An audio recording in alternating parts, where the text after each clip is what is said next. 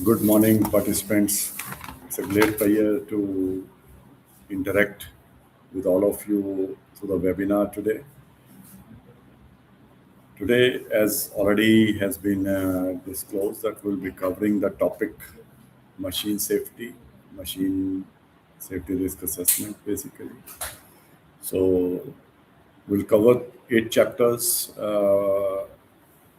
divide the program through 8 chapters, covering introduction, legal, how to do a risk assessment, risk evaluation, and then followed with a control.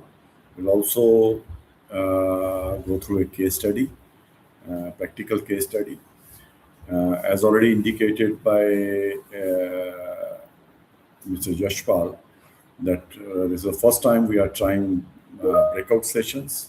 Let's see that if we are successful today in that, that will be a nice opportunity to interact within a small group.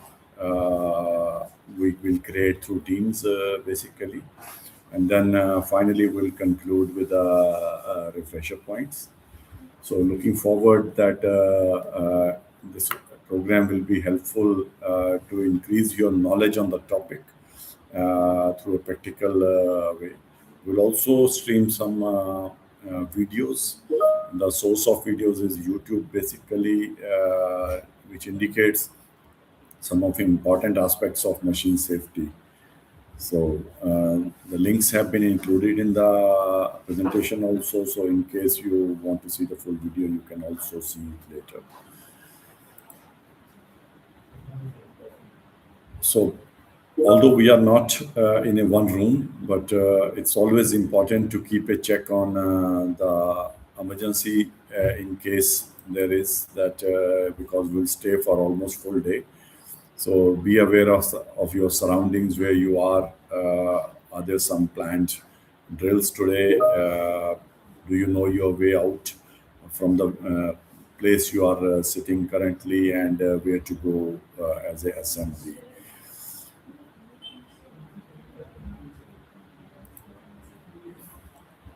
Let's start our first chapter with the introduction.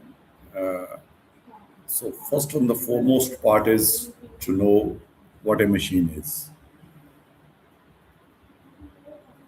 I think it do not require a big introduction because today's world, everything around us is done by machines.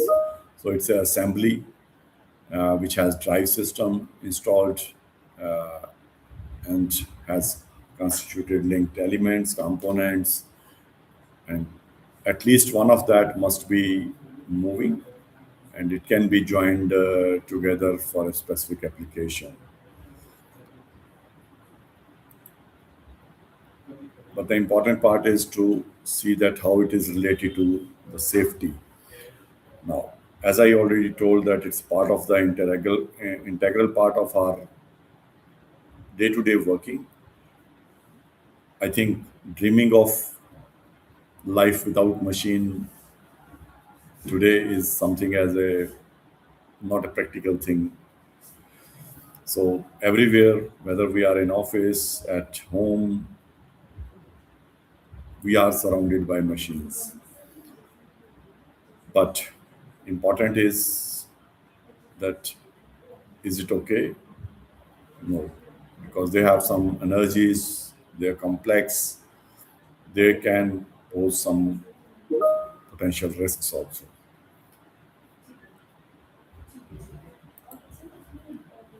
So let's take a moment to reflect to the chat.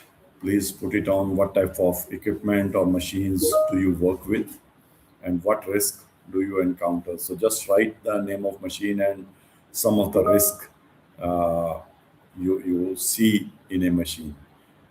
We'll pause for a moment and please use chat for putting your inputs.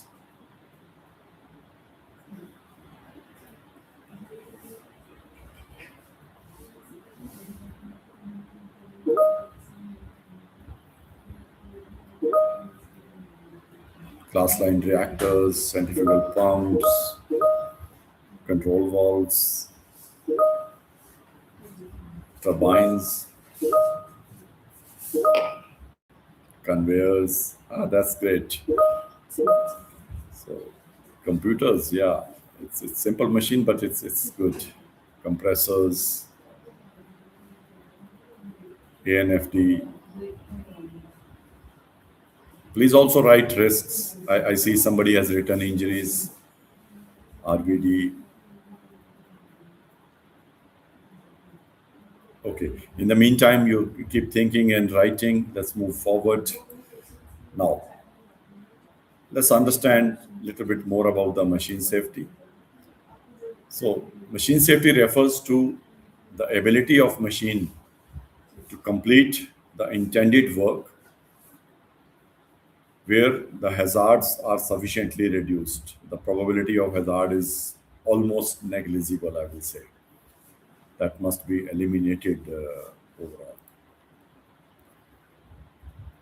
This includes design of machine, technical aspects. It can be through procedural measures where to make operators who are operating the machine safe. The overall objective is to make sure that there are no injuries or potential risks from the machines, from the mechanical movement, moving parts, hazardous energies, chemicals, etc. Today we will go through importance of machine safety, and we'll also learn some about the legal aspect a bit, some key aspects, how we can do a risk assessment and controlling of the same risk what we will identify.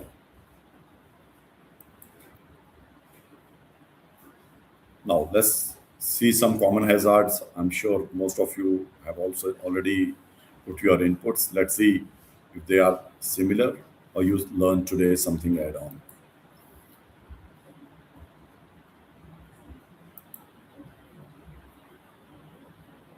They can be struck by risk from the moving parts. Some of the flying objects from machine can hit people. I think most common known is body part getting caught in.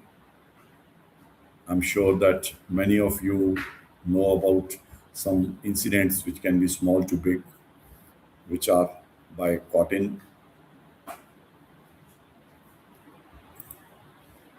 Sharp edges also pose hazards. Machine can pull along or cause crush injuries. Some material can eject, like hot material, cold fluid, corrosive, toxic chemicals, which can cause burns.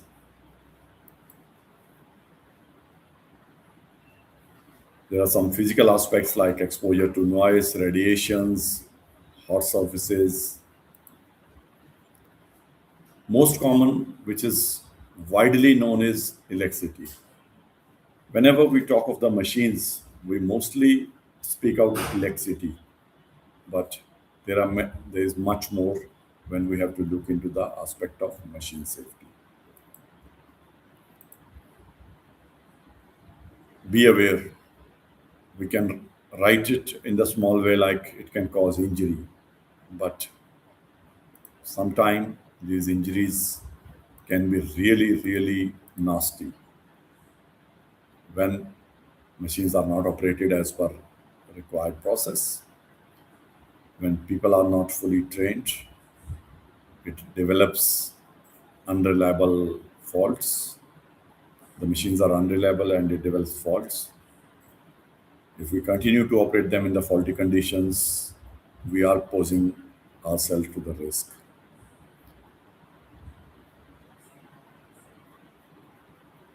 At time, we also sometimes think of like, I need to improvise my machine because I need to fine tune or do something else, and I have a great idea. But we'll also learn today about that if we don't think properly about that, can it add a extra risk? Be aware. As I told you, accidents can even be fatal or have a lasting permanent impairment injuries.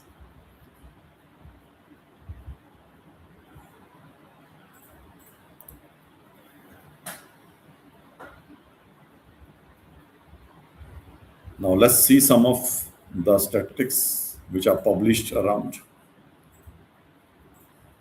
that how concerned the topic is. The chart currently presents top 10 most cited standards, and this includes machine guarding as one of the aspect.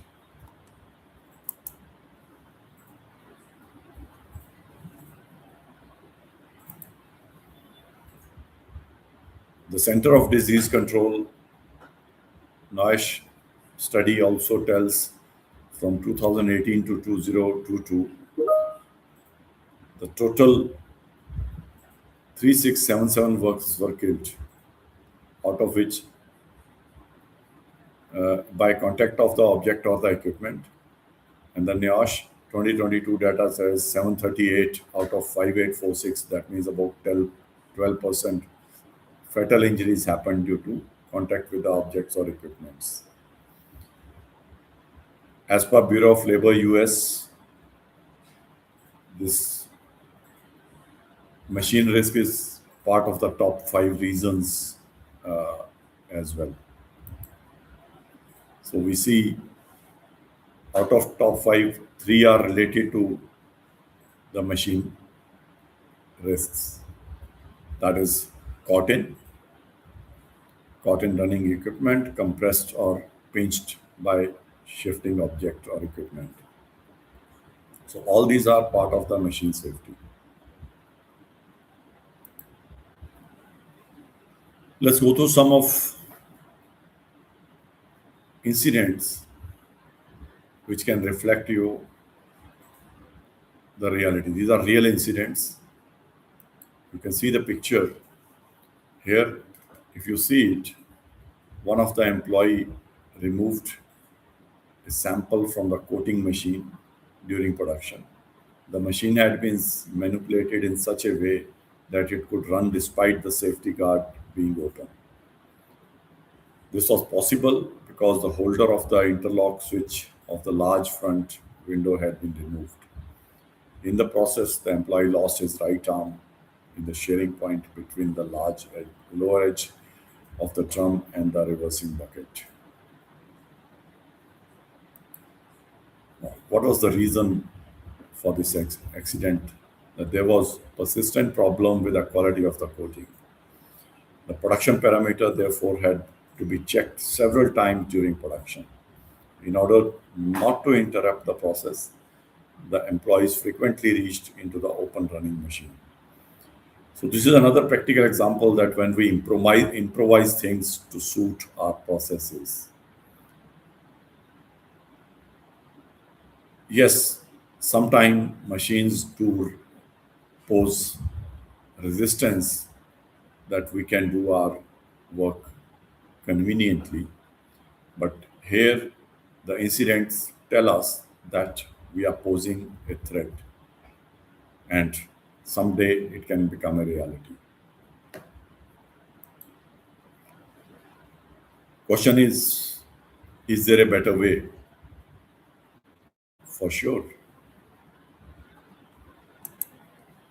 If the team had thought through that sampling had to be taken into account during the design phase of the machine, the supplier, the manufacturer of the machine could have helped to adjust that how the sampling can be done in a safer way.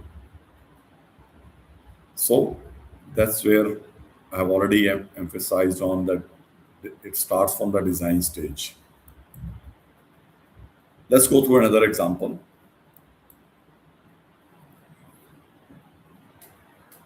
Here, a fatality has occurred in a wrapping machine. An employee entered into a danger zone of a pelletizing system to prepare a new film material. where he was hit by the wrapping machine and fatally injured in the head. The reason was that the safety light barrier was manipulated. In order to avoid costly troubleshooting, to refill film material, the pneumatic system vented the clamping grippers opened. This meant that the shirt film had to be manually cut off and reattached, rethreaded. By moving the light barriers upward, access to danger zone was possible without pneumatic system being vented. So here in both these incident case studies, we see to ease our work, to manage the workflow, the operators basically interfered with the safety provisions which are provided as part of the design because they were interfering with the process they want to run. So it's important to take care of this part. Now, how this could have been prevented? It was possible to configure the clamping grippers so that they do not open when the light barrier is interrupted. The dangerous movement of the pelletizer must have been stopped. This change would have allowed access to the danger zone without the need of time consuming troubleshooting. So, thinking these things, evaluating them before thinking of any modification or improvising the procedural part of the machine operation, be aware that are you entering into a risk zone?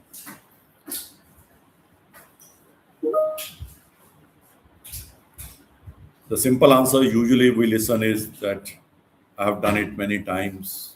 Accidents do not happen to me. But these real time stories also tell us they do happen. And it can be once in 1 million, but still, if it happens, the consequences can really be life changing. So these two examples clearly tell us the same. I wish to hear from you. Do you have some stories to share? I know that you cannot share your stories live here, but take a moment, reflect. If there is something immediately coming to your memory that you are aware of an incident which happened to the person who you know, or one of your friends, or you have known in your circle, and you still remember that, just put it in the chat.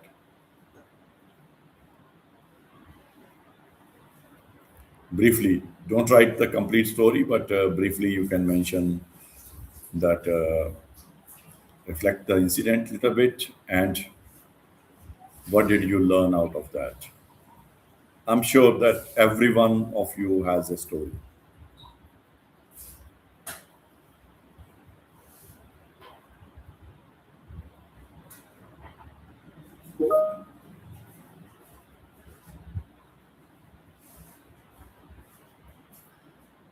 Yeah, I read roti pump, cut the finger. How painful it can be. How painful. Imagine the pain.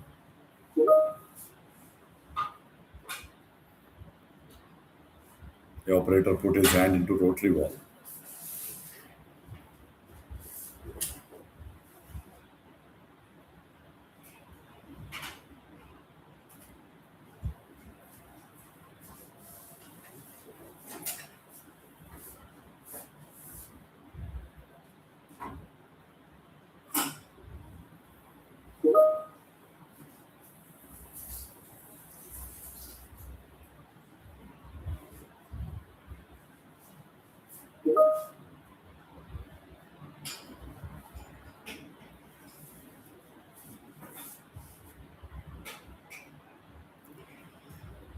See, these moments are learning moments, reflecting into yourself, reminding yourself of what have you seen.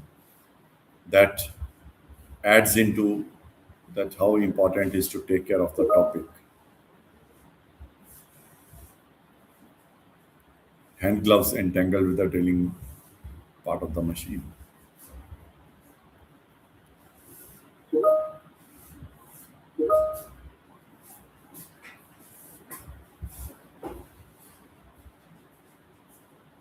Even 1 RPM, yeah, somebody has written 1 RPM moving conveyor belt also can cause a incident.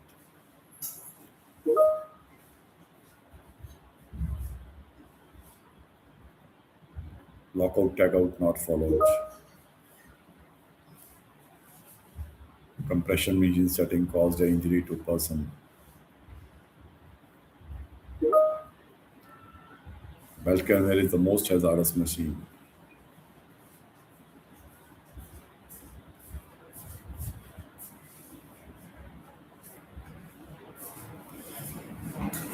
Thank you for these reflections.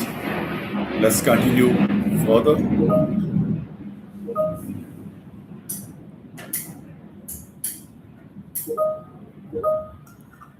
We will run a small video clip which also shows us that how these injuries can happen and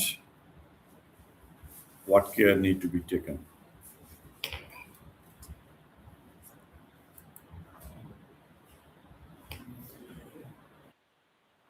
I hope everybody can listen to the. If not, please put it in the chat.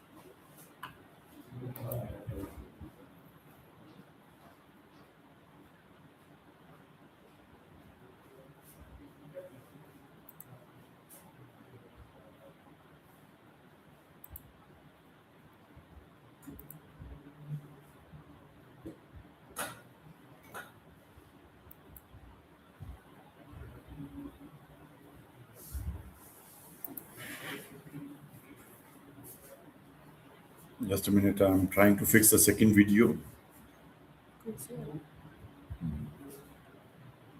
उधर हो, इसमें नहीं हो ना। आप वापस जाके फिर से उस पर करके देखिए। नेक्स्ट।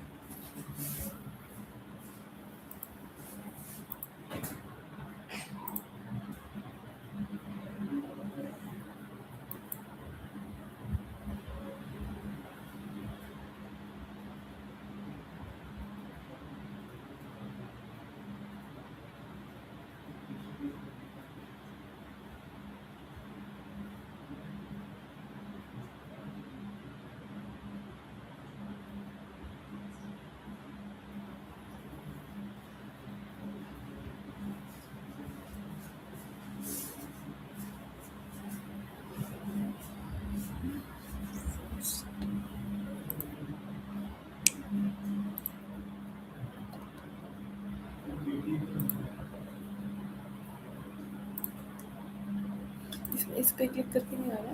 इस नहीं नहीं इस पे उधर। नहीं नहीं इस पे यस, इसको कीजिए एक बार। Okay, no issues. So we will show the same video after the tea break. We'll fix it.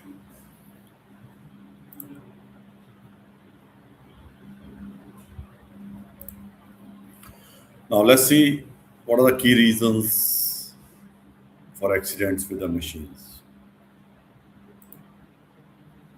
So, operating unguarded or poorly guarded machinery is one of the commonly known reason for machine accidents,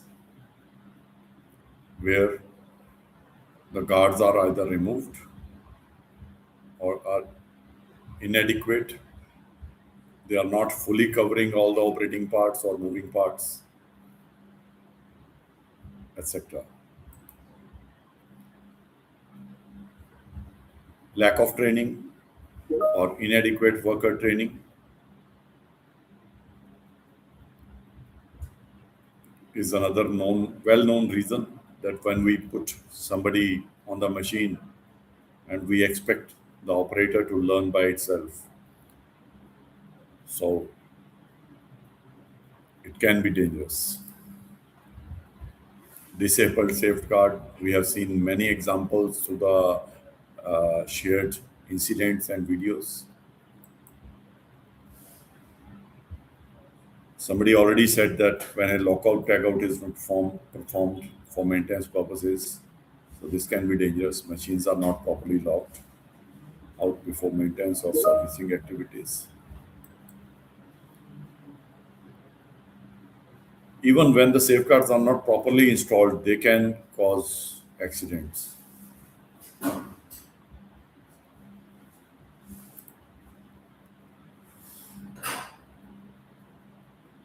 Failure to reevaluate safety procedures when the incidents have already occurred. So generally what happens that when we see a accident, we investigate the same. We see operator put his hand to the moving part and got an injury. Our solution can be okay, train the operator, but we never reevaluate that machine, or we don't revisit our procedures to recheck or the risk assessment whether there is a better way to prevent that accident. So that's another opportunity how we can prevent the incidents. Important part is that we cannot change the human conditions, but if we think, we involve ourselves, we can change the conditions where the people are working.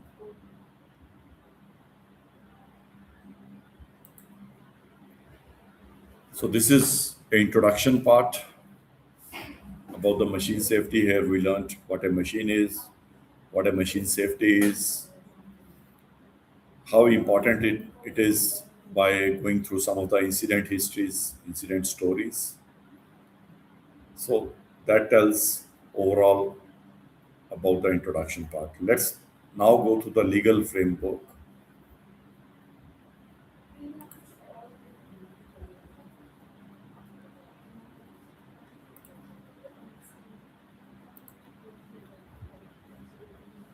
So first and the foremost requirement the machine must be supplied and installed as per the national and international standards by the manufacturer. This is known to everybody. So that also gives sometime a assumption that whatever machine we have received is as per standard, so that is safe. That may or may not be true. In India, Bureau of Indian Standards has published various safety standards. So the list includes such standards which relates to machine safety.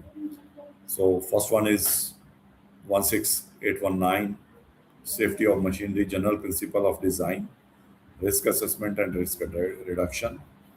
The next one is safety related parts of control system, general principle of design.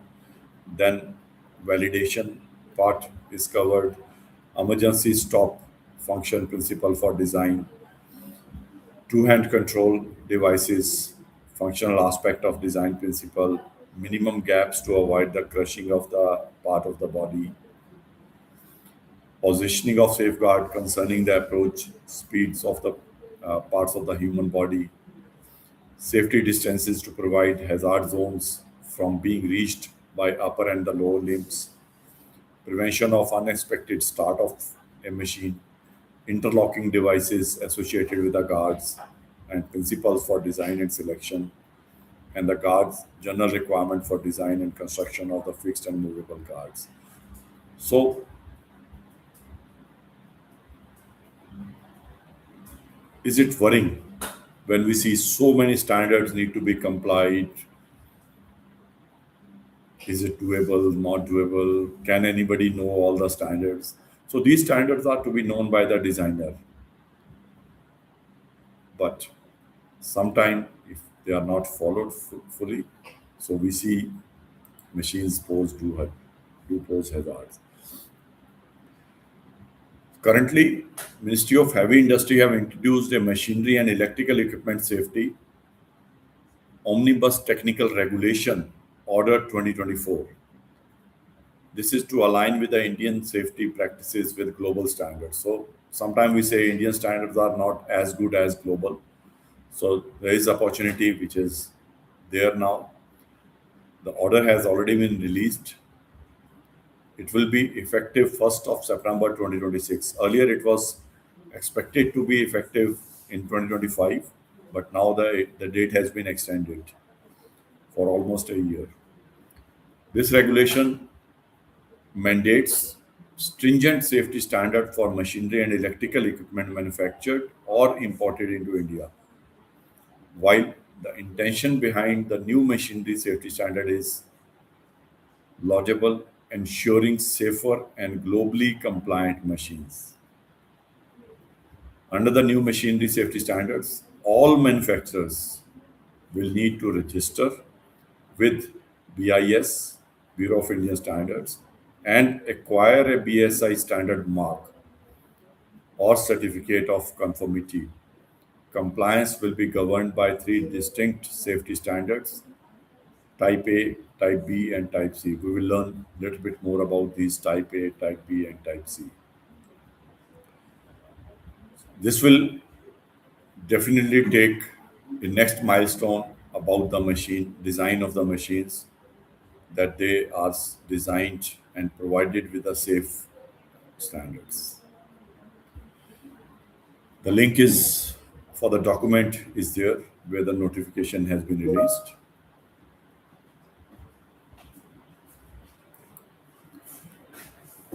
These are the definitions for type A standard, type B standard, and type C standard.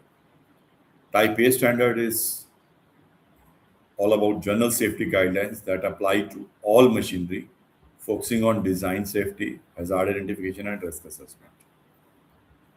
Type B covers generic safety requirements such as emergency stop functions and electrical safety across different type of machinery. And type C standard are the machine specific safety guidelines. When the conflict arises between three types, type C standards take presence as they address unique safety needs of a particular machinery. So if some machines cannot be covered under type A or type C, B, or there is some confusion, the guidance says always follow type C standards. That means think on specific machine safety requirements or guarding.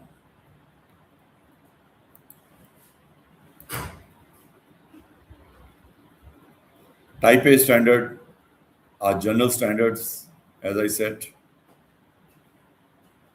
The Factory Act 1948 also includes the reference to it under Section 21 by fencing of machinery.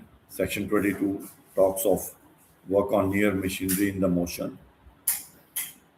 Section 23 talks about the employment of young persons on dangerous machines. Section 24, striking gears and devices for cutting off power. And Section 28 talks of the hoist and lifting machines.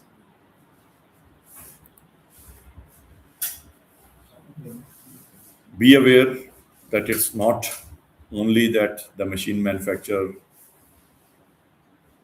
need to just give you machine, but they are also have a obligation to provide a operational manual, which must include instructions to safely operate and maintain the machine. Generally, we see that we forget all the documents supplied along with the machine. We just install the machine and start operating. That may be true that you are already experienced person, but be aware that at the same time, with the learning knowledge, the new device can be already included with the added information, which can be useful to make your next journey further safe. So always make a practice to collect the documents such as manual, read it, use that in making your risk assessments as well as procedures and even the maintenance programs.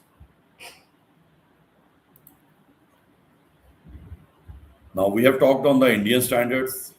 In Europe,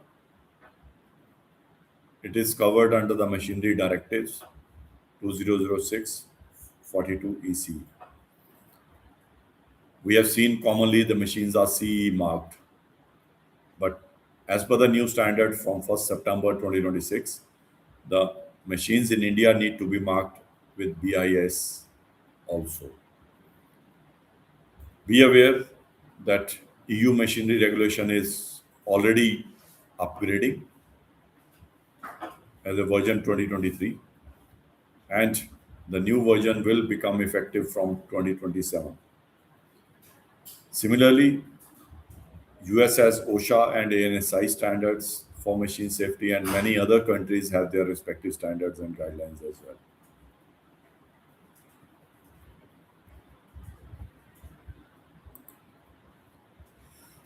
So this was about the legal framework.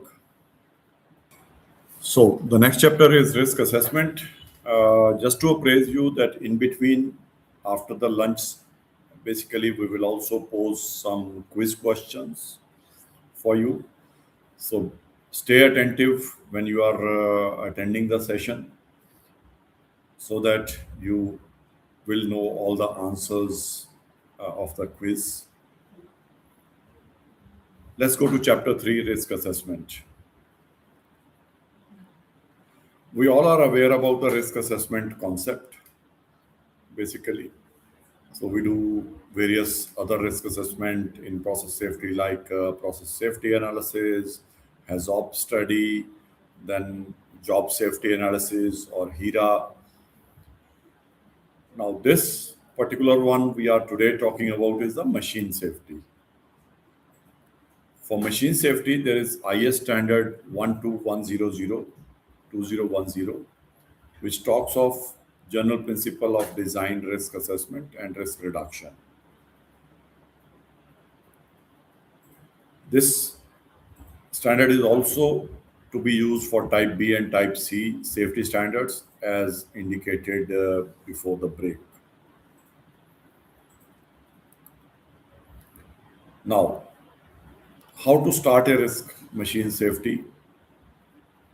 Please learn this process so that you can do your risk assessment by yourself.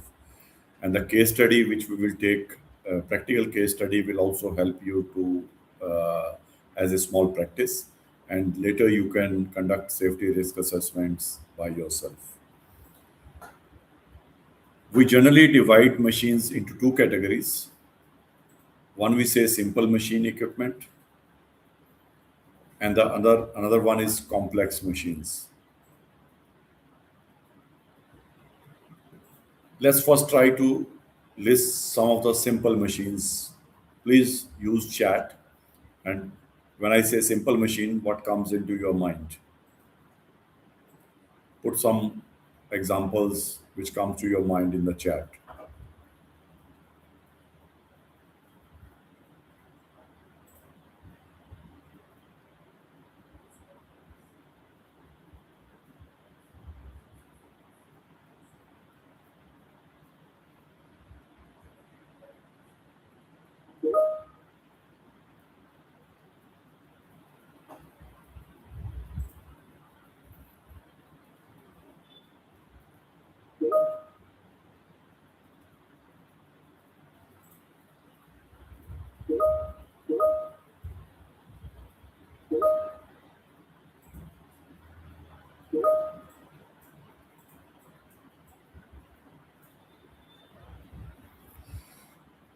Okay, let's take next moment to write some of the complex machines now.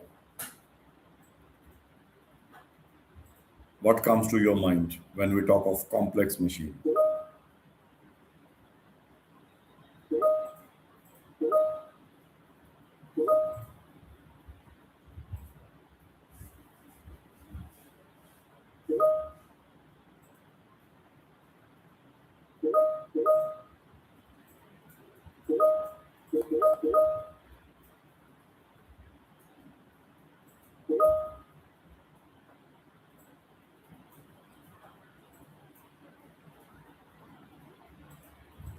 Okay, let's see what's there in the slides.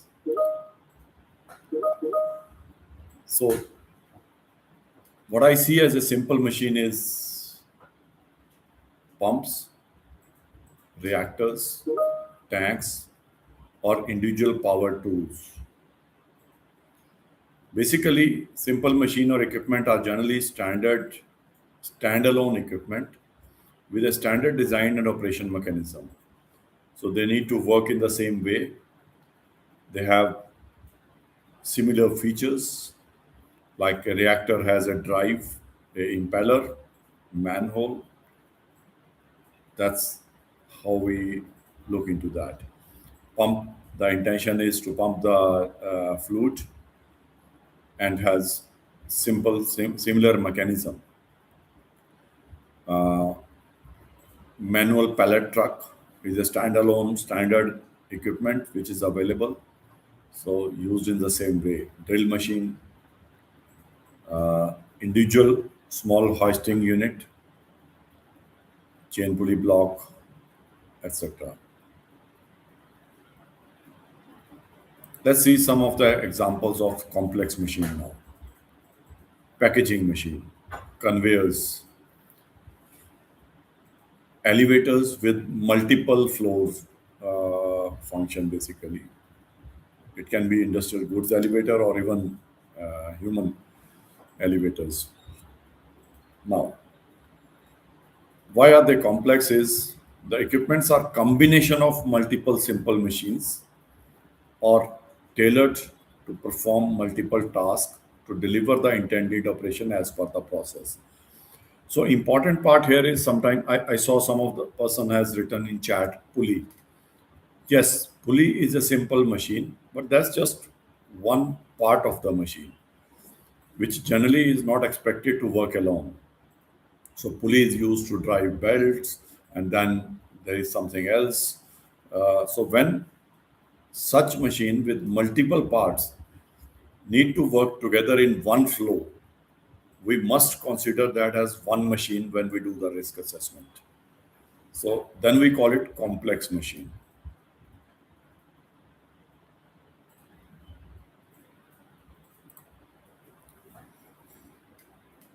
How to do a risk assessment? So there are 5 steps to be followed. First, to see the limits of the machine. Should include intended use of the machine, some foreseeable misuse, etc. Then try to identify hazards and associated hazardous situations. Then, as generally in all the risk assessment we do, estimate the risk of each hazard individually and the situation listed. The next step is to evaluate whether the risk is acceptable or need a further action. And finally, decide the control. So these 5-step approach will be followed in any risk assessment.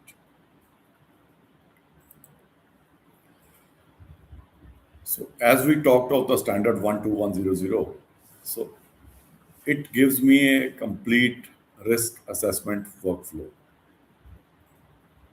So let's go through this workflow.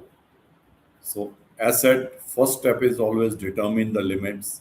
So there have been guideline listed in that standard already under 5.3 that determine the limits of the machine, followed by hazard identification, then risk estimation. So this overall is one complete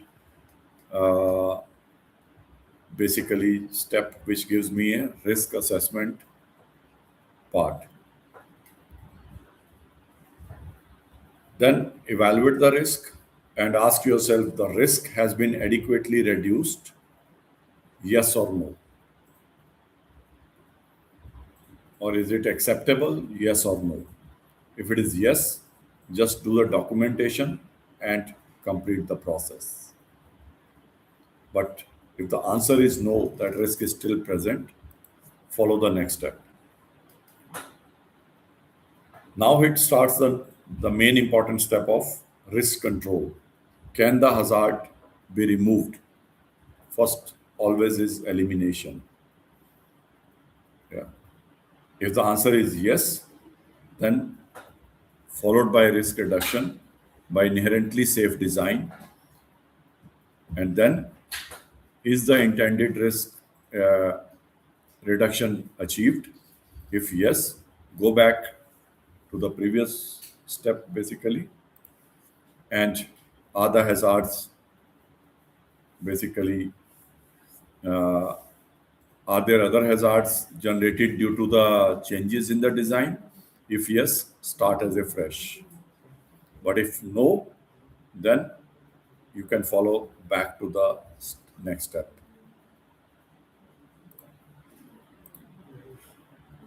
If the answer to the question, can the hazard be recommended, can the hazard be removed, is no, then can the risk be reduced? That should be the next, if things cannot be eliminated. Can the risk be reduced by inherently safe design measures? If yes, same, but if no, then next step can be, can the risk be reduced by providing guarding or protective devices? Similarly, the answer can be yes or no. For yes, then risk reduction by safeguarding, which has been decided, followed by protective measures, etc. And then answer, is it acceptable or not? If yes, go back. If no, come back to the next step. Can the limits be specified again? If yes, then risk reduction by information for use, etc. Then is the intended risk reduction achieved? If no, then go back and still start back from the fresh. So this is a loop system which defines the complete workflow of a risk assessment.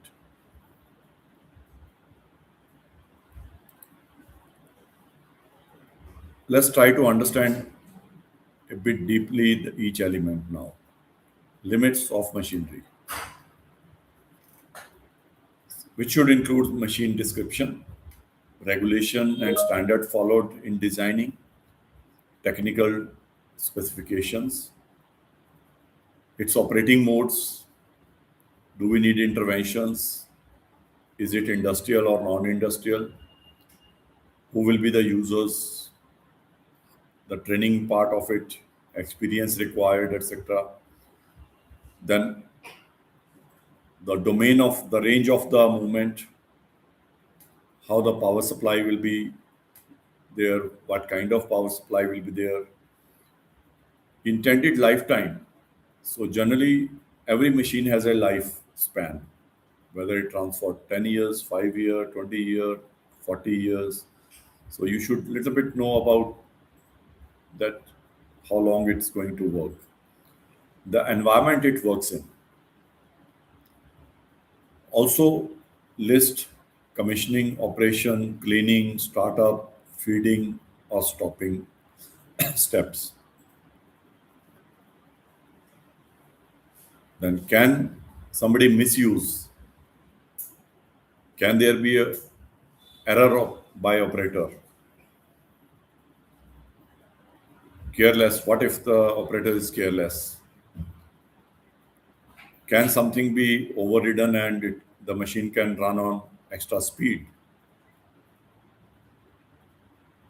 Then include some phases, additional phases: construction, transport, assembly, installation, commissioning, setting up, programming, training, process changeover, operation, cleaning, maintenance, etc. So the idea is to think 360-degree about the machine, under which conditions, in which phase we can see what kind of risks, because every risk can have a different solution.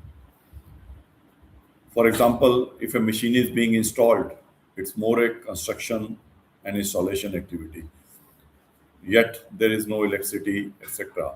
So machine can be heavy, how it is going to be installed, what other machines are going to be used, etc. So those things become more important. So it all depends that at what stage you are doing a machine risk assessment, and then controlling the risk of that particular phase.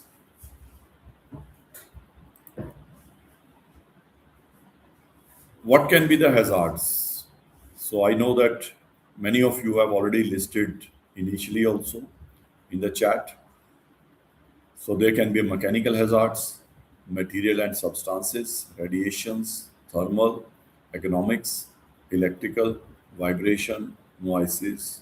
These are few examples of what we need to be aware of whenever we are doing a risk assessment.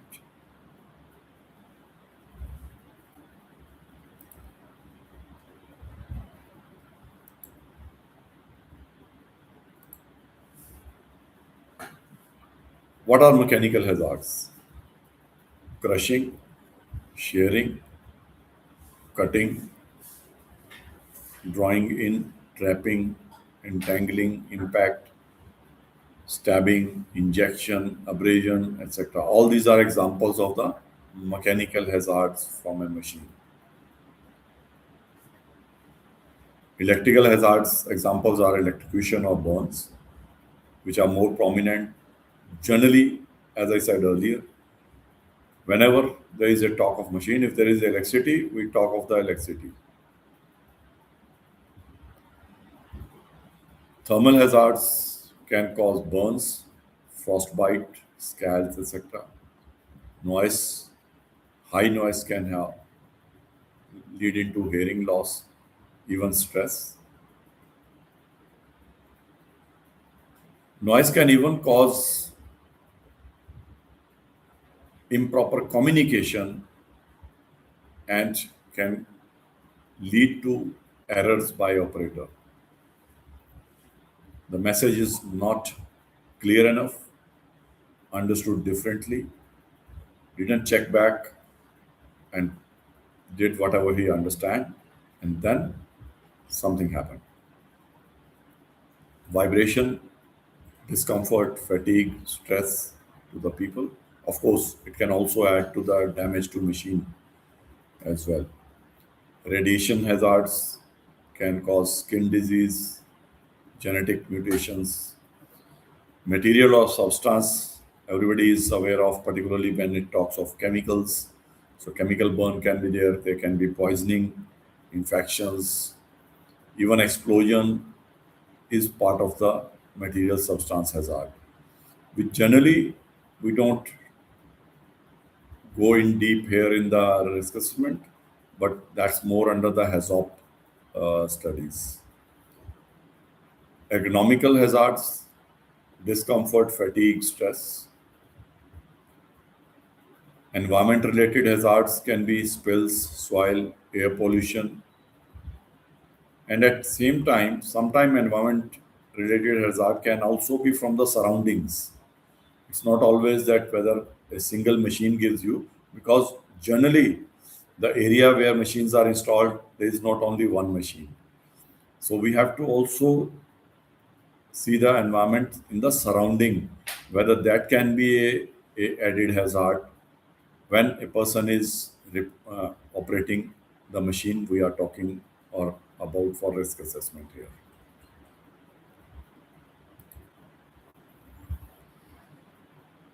Again, here further examples with some pictures has been given about the hazards. Hazard from cutting part if unexposed, then moving elements of the machine, gravity risk, rotating and moving equipments, electrical we talked of,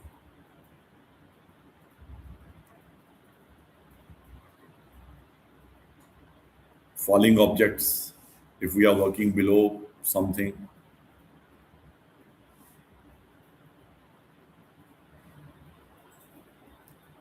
risk of caught up,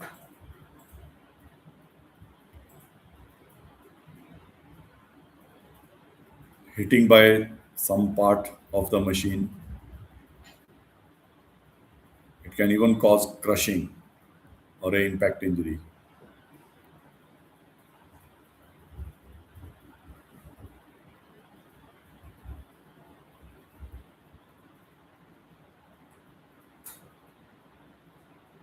So these all information with pictures is available in the standard we talk. I'll also focus on the last picture here, which talk of gravity bulk material, which has a potential risk of collapse, falling, crushing, suffocation even. So it can be anything.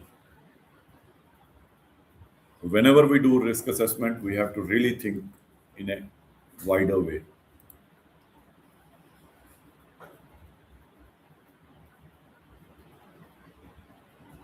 You can say that sometimes picture is not clear because a lot of information is there, but there are further examples of mechanical hazards, electrical hazards, thermal hazards, noise hazards, vibration hazards, radiation hazards,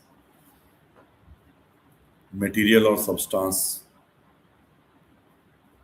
then ergonomics and hazards associated with the environment in which we work.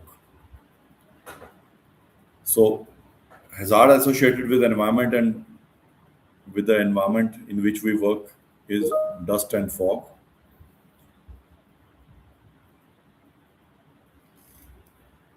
lighting, moisture, pollution, snow, temperature, water, wind, lack of oxygen, which can result into burns,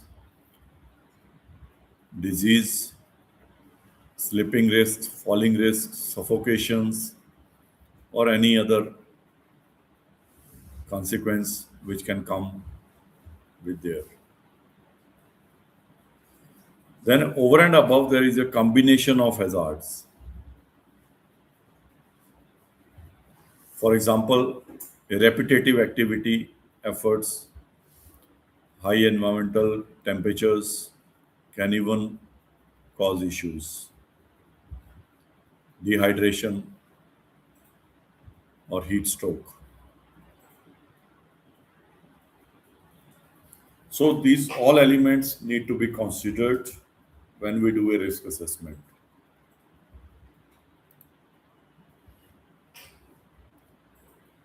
As we said that we have to go for machine safety in different phases. So on transportation, the key activities tasks can be lifting, loading, packaging, transportation, unloading, unpacking, everything. Similarly, when we do assembling work or installation or commissioning, there are different type of tasks which are to be performed. Some examples are assembly of machine, feeding, filling, loading of fluids, etc.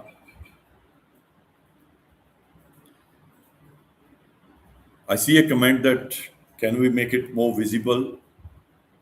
What we will do, I will do that. I will put the link of the document when we will answer the questions so that you can use these notes.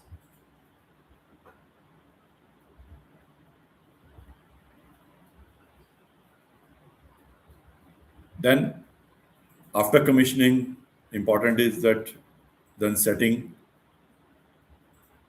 of the machine. Then real operation comes into picture, which has various activities involved, the task involved into that as per the machine. Then cleaning part is generally missed out because when we talk of operation, we speak of what we want to produce, etc. But do we need to clean the equipment in between? Does it require a oiling, etc., lubrication? So everything comes under part of the cleaning. Even doing a housekeeping in the surrounding of machine stays important for a risk activity point of view. Troubleshooting and fault finding. I'm aware of some of the incidents when some machines stuck in between or the process is hampered. The operator or the area people are always keen to solve the problem immediately. So they start finding ways how I can do this troubleshooting. And that is the time when they don't think about anything. So importance of what can go wrong, thinking the question what can go wrong is important here.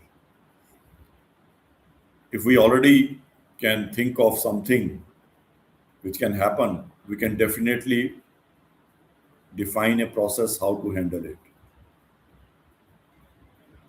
Then dismantling part will come if required. Even for maintenance at times that we need to dismantle part of the equipment and then reassemble.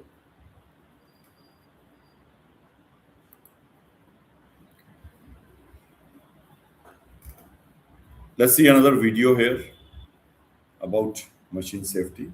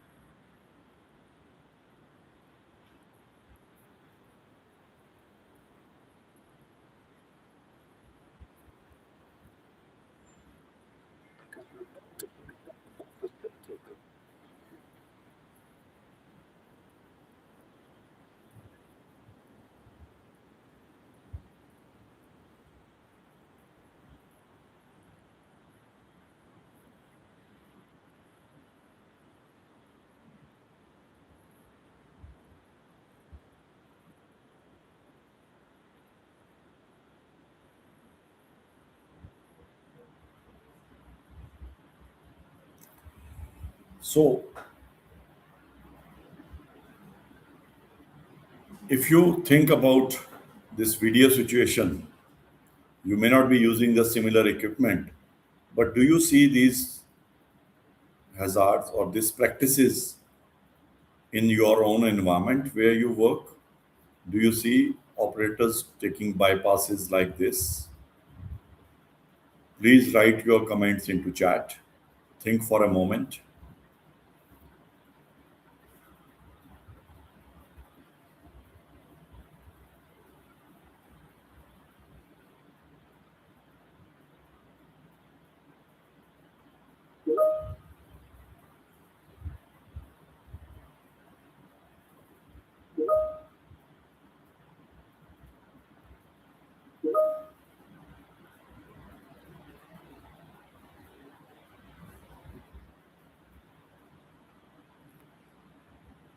I see some answers as yes.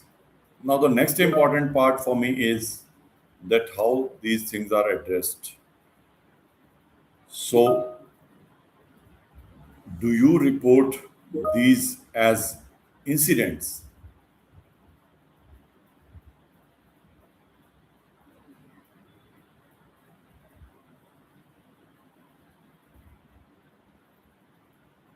When I say do you, means in your working environment.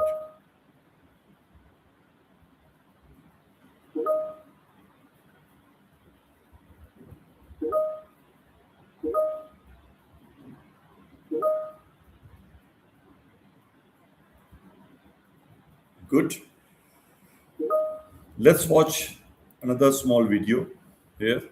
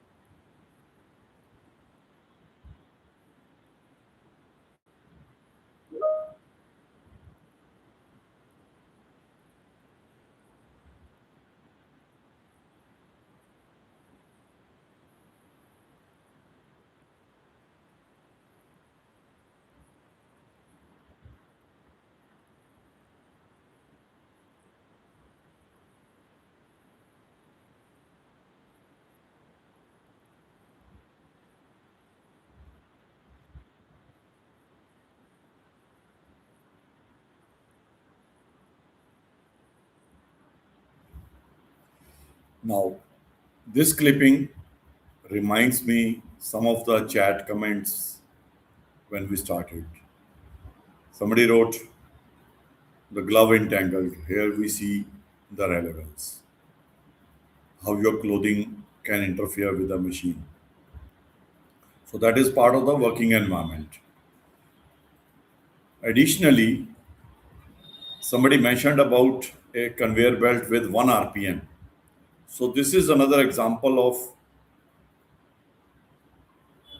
conveyor belt accident where the operator decided to take off the part of that nozzle because the risk is expected to be low. Yeah, it's slowly moving and I can pick it. So these things do trigger operators. Yeah, somebody said that they have witnessed similar accidents. Thank you.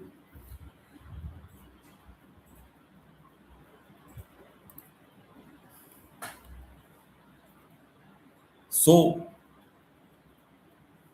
when we do the risk assessment, we go through the hazards, etc.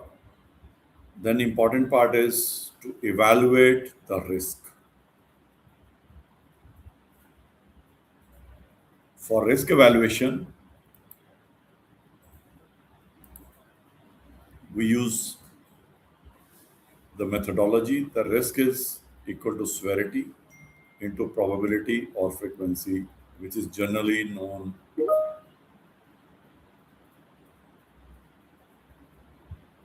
practice. What is risk? Risk is related to the considered hazard, that is about, then its severity is about the consequence, and the probability of occurrence is more about that how often it can happen, or if it happens, can the injury be avoided. In general, when we answer these questions, important is, are we realistic? It's good to say that risk is under control when we say, it never happened. I don't think it can happen. I always train my people. They are alert. We have procedures. We have refresher training. We have a lot of posters around alarming them, reminding them.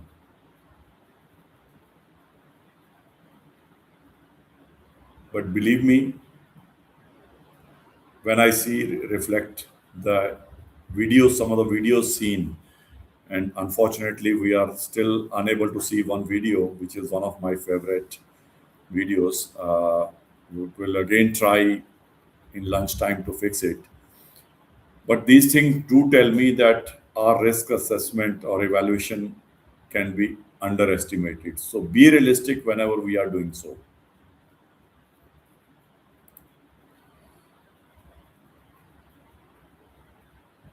These are examples of how severity or consequences can be listed. But here, it doesn't matter finally which metrics do you use. It's more about doing it realistically. In our case study, we will use this simple metrics where it is given as severity levels or the consequences can be insignificant, negligible, moderate, major, or catastrophic. And similarly, likelihood, it can be rare or possible, likely, or almost certain. So we will follow this technique. But again, more important part here is that be realistic. In many companies, the practice is particularly when we say the consequences can be really high in major or catastrophic part, they deem this to be unacceptable risk and go back to the design as we see the workflow of the risk assessment. Yeah, here we are not immediately diving into detail, too much detail, because it's more about understanding the process. Because risk assessment in detail is a separate chapter. But my only caution is number one, be aware of realistic scenario of the consequence. For example, if I talk of the last machine video we have seen, did anybody thought of that the conveyor belt can entangle somebody's hand and it can crush the hand? Or in earlier video where a robotic arm crushed the person? May or may not be. But if such a scenario is available, do you accept it even with a lower frequency?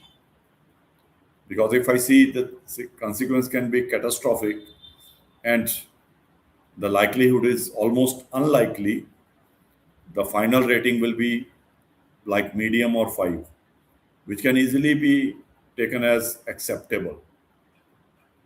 So I want to re-emphasize here that whenever we are talking about the consequence and likelihood, please do not underestimate.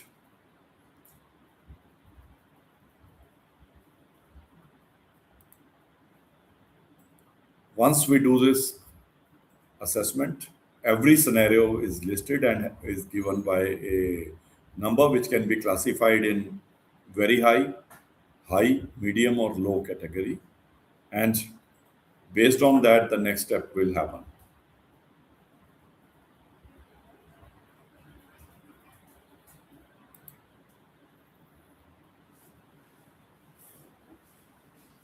The next part is risk control. Once we know the risk, we need to control it. I hope you all remember the workflow provided as per the standard. To answer a few questions, is it acceptable or not? One or more methods of machine guarding shall be provided to protect the operator and other employees in the machine area from hazards such as those created by point of operation, ingoing nip points, rotating parts, flying chips, and sparks. General requirement for all machines, OSHA standard 1910212 reflects on this.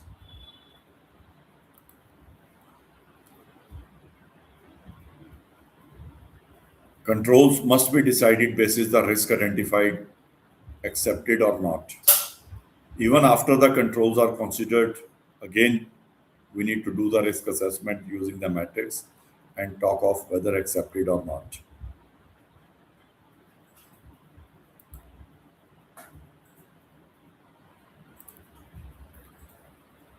I'm sure all of you are aware of this hierarchy of control triangle. But in reality, what I see that the most focus is to starting from the bottom instead of first thinking of the elimination.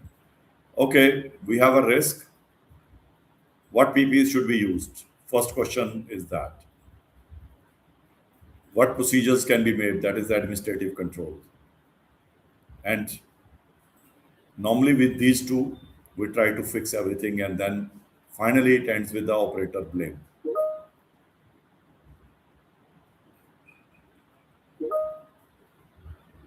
Yes, SOP, work instructions, that's more about the administrative control. But as per method, we must follow the top down approach.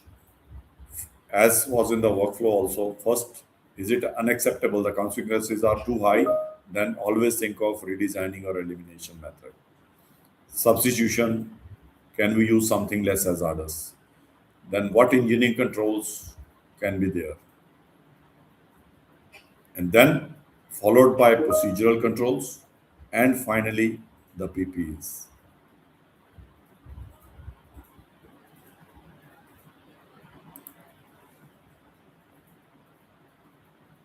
So whenever the risk identified is very high, look for elimination and substitution method. For high, substitution and engineering control is the best method. For medium, engineering control and procedural controls can be there. And only for low risk, safety instruction and personal protective equipment can be a better option. But it doesn't tell us that don't do the other way. Even for the low risk, we can go with the engineering controls. Even with the medium risk, we can go with the elimination method. It all depends on that what consequences are acceptable or not. Generally, like for example, somebody was sharing a incident with a rotary valve. We say, yeah, we have a warning there that nobody put his hand, etc. So that is a procedural control or administrative control. Even reminder is there, and we see that nothing happened for a long time. But if we see the consequences which has been realized after the incident happened, somebody lost one or two fingers. It's a permanent disability to someone. So that tells me the risk it was not fully under control. The procedural controls were not enough.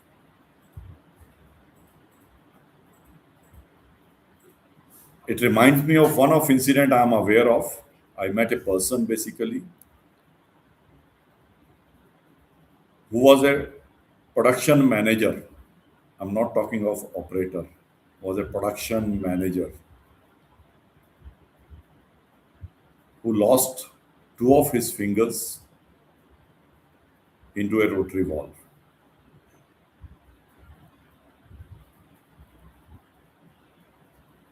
This was example of like operator indicated there's a issue with the machine,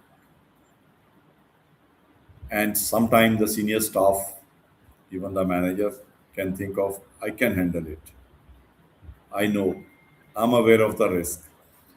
Believe me, even a safety person, safety manager can also get trapped into the same issue. Please treat everyone, including yourself or myself, as humans who can make mistakes. So consequences can apply to every one of us. Every one of us. Overall, the message of risk control is that it must reduce the severity, impact, or likelihood of the occurrence of the incident. Generally, reducing severity is not an easy job. That can only happen with substitution or elimination method. But other part, more about the likelihood, yeah, that can be addressed.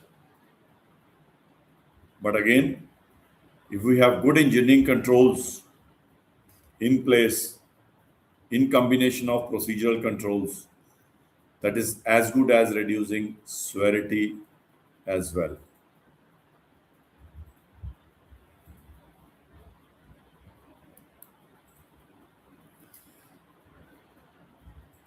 We will go through some examples of inherent safe design for guarding. Here, on the left side picture, we see a machine which has moving parts. Now, if I'm able to restrict person to reach the moving part zone by any method,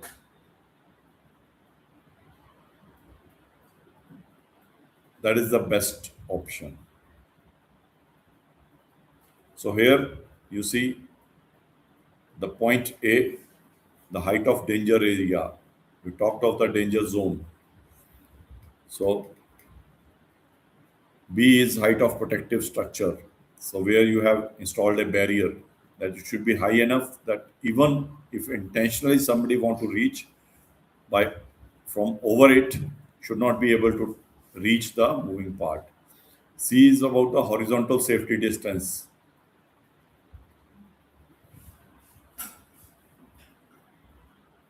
One reflects the danger zone part where the moving machine or the point of origin is. Two is about the floor, the level, and the three is about the protective structure, the barrier. At bottom, we see one of the picture which shows me the 360-degree protection of a moving part, that it is protected in a way that nobody can reach the moving part from any side. Sometime I have seen the such guards are installed, but if I really challenge myself on the picture one on the top left, they do not really qualify for that. That means if I want to put my finger from the mesh, I can really touch the moving part. Now, somebody can clearly say it's a sabotage, or I'm making suicide whenever I'm reaching intentionally through the mesh. But yeah, we have to think about that as well. Even intentionally, people should not be able to touch. In the video where a person was trying to grip the nozzle, was a similar thing, that he intentionally wanted to reach the area, the danger zone, to pick the nozzle back, because maybe the management is not accepting the behavior. The machine was stopped for 10 minutes, or the batch was destroyed because of this, because somebody stopped the machine for 2 minutes, and restart is a process of 12 hours. So these things can trigger people. Why do they make intentional mistakes? They try to solve the issue by itself.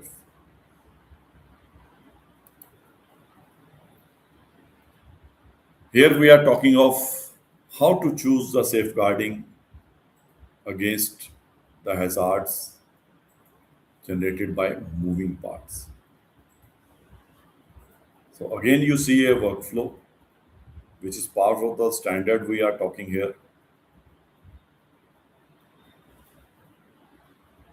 If a hazard is generated by moving transmission parts, so easy answer is go for fixed guards or interlocking movable guards, with or without guard locking, with automatic monitoring. So each of this has been explained as part of the standard. You can download that probably. But if hazard generated by moving parts contributing to the work directly involved in the process, then the right side workflow need to be followed. The first question we need to ask is, can these elements be made completely inaccessible while working? Now, if you recall initial two example of incidents which are in the slides, that somebody tried to reach or to modify or remove the guard to ease the process, or to perform certain activity like taking sample, or cutting the film, packaging film, etc., or reinstalling the film roll by bypassing the safety. These are few examples which fits here. Can these elements be made completely inaccessible while working? If the answer is yes, then you can go to the same option as fixed guards or interlockable movable guards, or even protective devices selected as a function of the need of the access to be to the danger zone and of characteristics of the hazard, which is explained further into the standard. But if the answer to the question we asked is no, then it has to be combination of guarding as well as adjustable guards. We will learn further into slides what fixed guards are, what adjustable guards or movable guards are, what are the protective devices. We will learn a little bit more into that.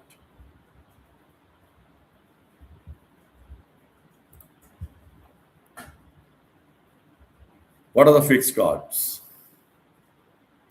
They are permanent fixed structure which cannot be moved and do not consist of moving part itself.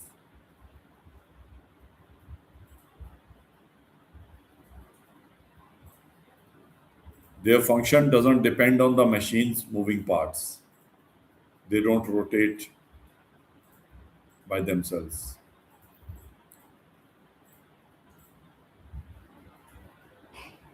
They can be easily preferred way as they are simple. As they are permanent, they need to be removed for maintenance tasks, which will require a trained staff. So if I ask you a question here, because a pump seal area, or let's more talk of the gland area. Sometimes not all pumps has seal gland area, which need a little bit lubrication and tightening of the gland that has been well guarded by a company, but the frequency of tightening is almost 3 times a week, or lubricating it 3 times a week.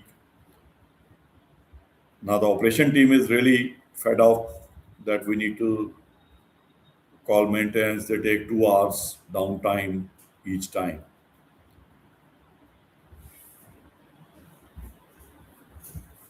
They find a solution that okay, let's make a simple procedure. Switch off the pump because the things can be fixed by operator. Train the operator. Put somebody on the job as a supervisor. Just switch off the pump and allow the operator to open the guard for 5 minutes. Then tighten it, refix the guard, and start the machine. That has really improved the productivity and stopped losing 2 hours of the machine stoppage, and the job can be done in 10 minutes. And it has been practiced for almost more than 2 years now. Do you think it's a good option? Please write your answers into the chat.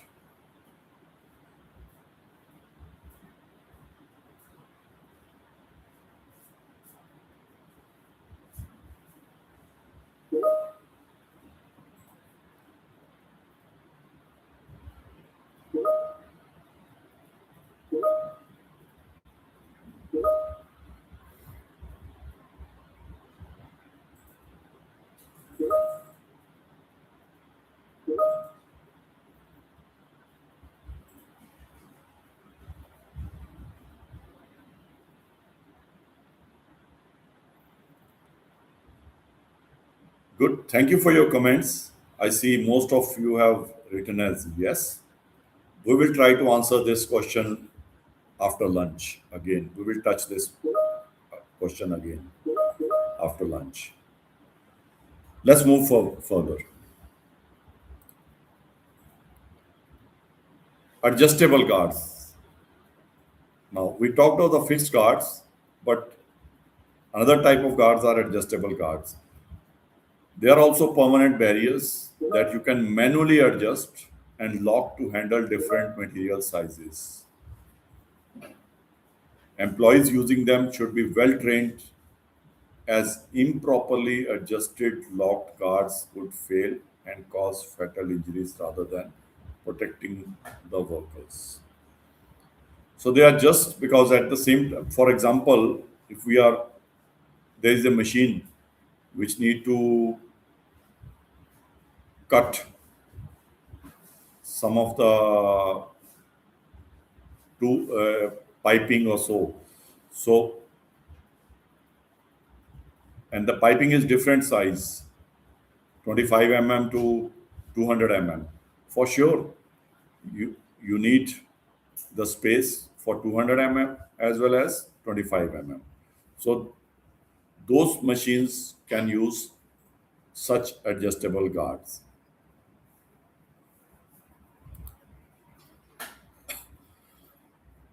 In adjustable guards, there are some self-adjusting guards as well.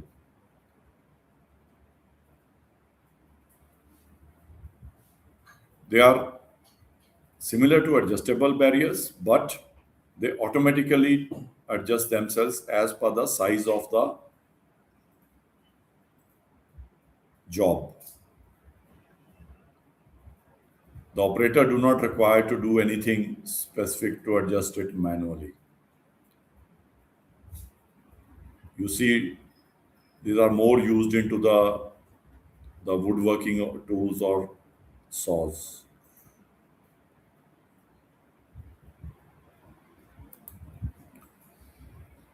Then comes the interlocking guards. They are also known as barriers guards that shut off or disengage power or stop moving components and prevent the machine from starting when they are open. They are placed around the hazardous components of machine that are accessed often because they allow you to safely access the machine's interior part without total dismantling or disassembly.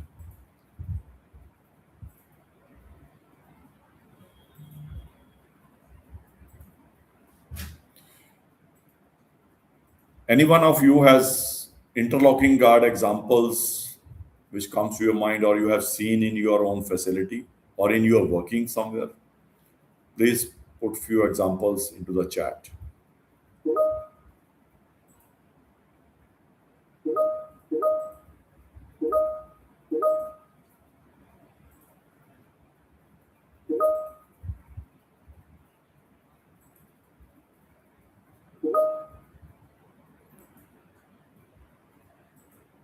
Yes, I see lift is appearing more often. That's a very good example of interlocking guards.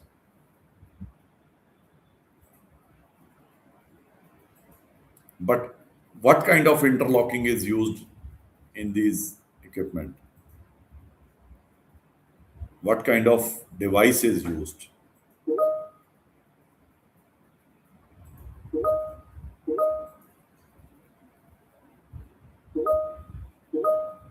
Sensors,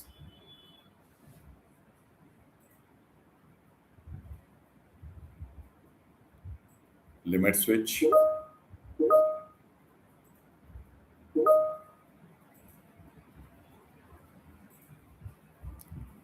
trip cords,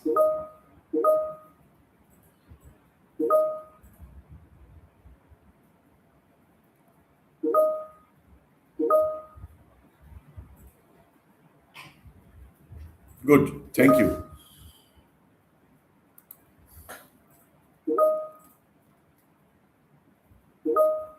Now, if we remember that when we were seeing the workflow, they were referring to certain clauses.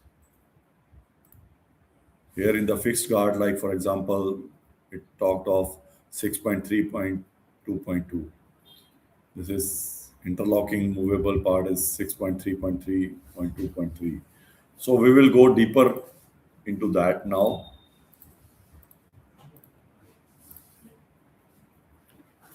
So 6.3.2.2 talks about where the access to the hazard zone is not required during normal operation. Where access to hazard zone is not required during normal operation of the machinery, safeguard should be selected from the following. A. Fixed guards as per ISO 14120. Interlocking guards with or without guard locking. Self-closing guards. sensitive protective equipment such as electrosensitive protective equipment or pressure sensitive protective devices. Where access to hazard zone is required during normal operation, that is 6.3.2.3, safeguard should be selected as below. Interlocking guards with or without guard locking, sensitive protective equipment, adjustable guards, self-closing guards, two-hand controls, interlocking guards with a start function. Now here you see difference between 6.3.2.2 and 6.3.2.3 is that fixed guards are not there in 6.3.2.3. So that is not an option because you need to access the hazard zone during normal operation. Let's see now 6.3.2.4, where access to the hazard zone is required for machine setting, teaching, process changeovers, fault finding, or cleaning or maintenance. As far as possible, machines shall be designed so that the safeguards provided for the protection of the production operator also ensure the protection of personnel carrying out setting, teaching, process changeovers, fault finding, cleaning of maintenance without hindering them in the performance of their task. Such tasks shall be identified and considered in the risk assessment as part of the use of the machine.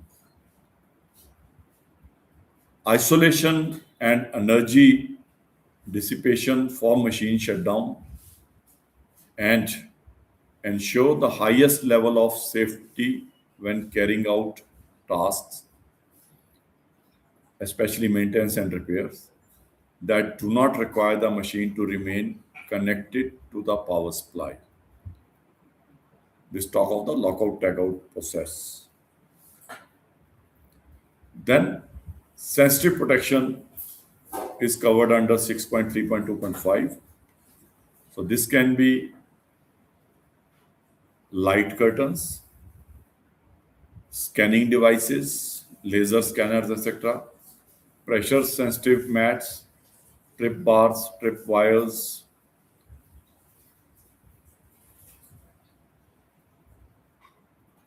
How they do work? They trip for tripping of the energy, for presence of sensing, both tripping and sensing, or to reinitiate machine operation, practice subject to stringent conditions. Sorry. So generally, you need a specialist to design the sensitive protective equipment. That cannot be done by everybody. So instrumentation team is part of the overall design. And once you install that, again the machine safety to be revisited, the assessment to be revisited. Do they add additional risk? What is the probability that they can be bypassed? How operator will work finally, or can they make mistakes, or can they try to override this, etc. So these all things need to be taken care.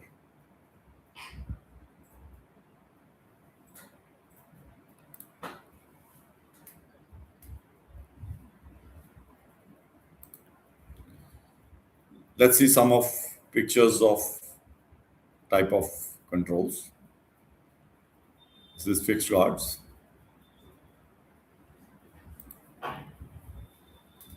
Interlocking guards. When an interlocking guard is opened or removed, the tripping mechanism and a power supply of the dangerous part of the hazardous machine function covered by the guard automatically shuts off or disengages. The dangerous part of the hazardous function cannot operate until the guard is back in the place and closed. But closure of guard doesn't automatically initiate operation of the dangerous part of the hazardous machine.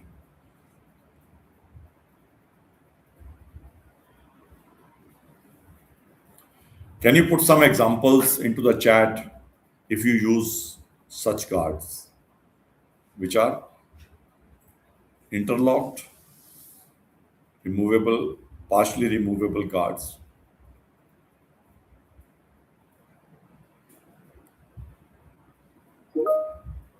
Good. CNC machines,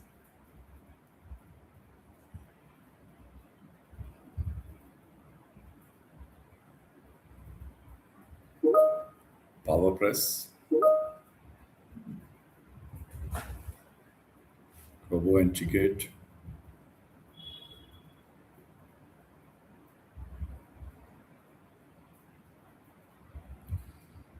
Now, the big question is, are they fully safe? Anybody who is aware of a incident that this kind of interlocking guard was present, but still incident happened?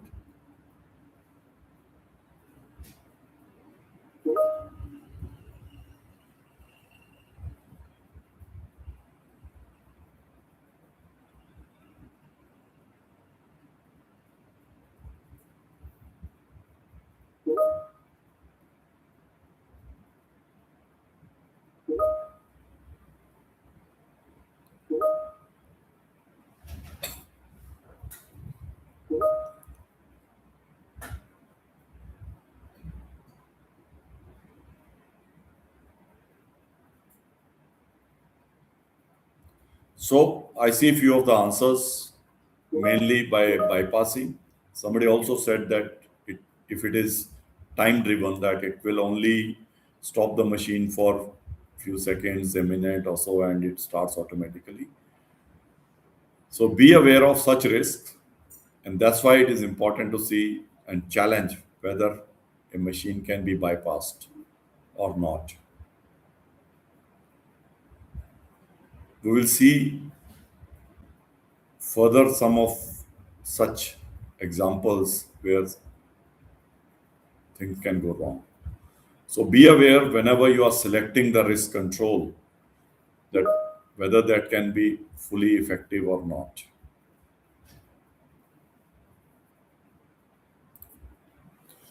Now this picture demonstrates some parts which can be used as a sensitive protection devices.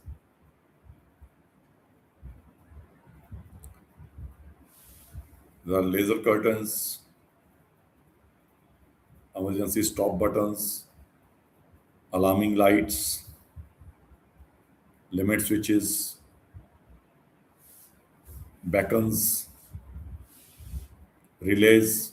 So these are all part of the sensitive protection instrumentation part, which is more used in complex machines. I hope you all remember difference between simple machine and a complex machine.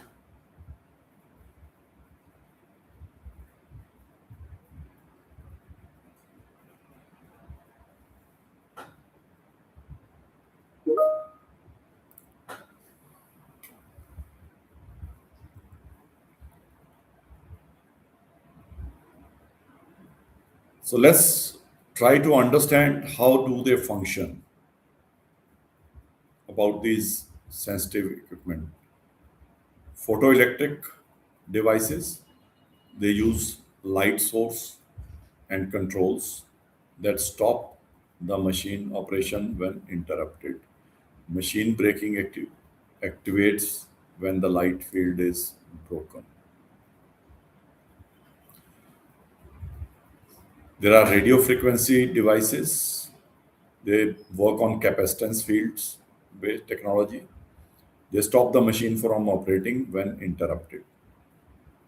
Any disturbance on the field activates machine braking. Electromechanical, they are made of probe or bar that descends when a machine cycle is initiated. Any obstruction preventing the probe bar from descending stops the machine cycle. So the pictures give you some idea about how they work.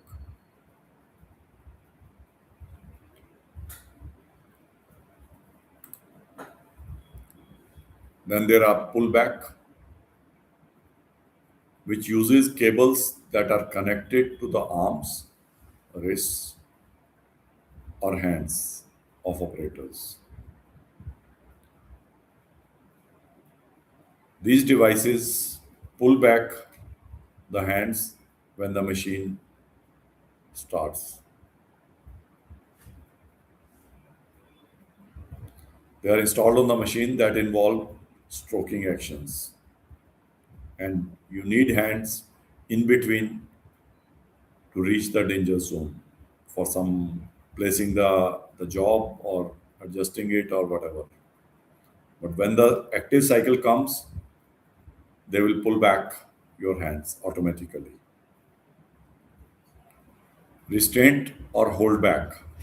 The devices using straps or cables that are connected to the hands of the operator and restrict their movement within a safe area.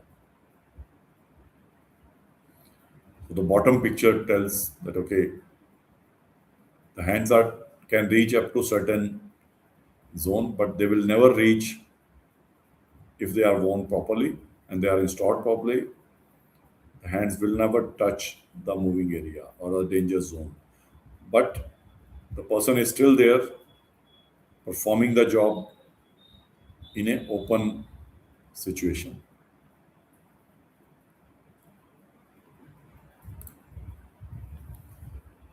There are safety trip controls. They use pressure sensitive bars that stop the machines when a worker accidentally trips or loses balance and applies pressure to the bar. So they stop machine automatically. They work on more on the limit switch based, which many of you have written in the chat. Then there is two hand control, where operator requires to press two switches together using both hands. That means limiting person to put his hands to the danger zone. The moment one button is stopped, the machine stops.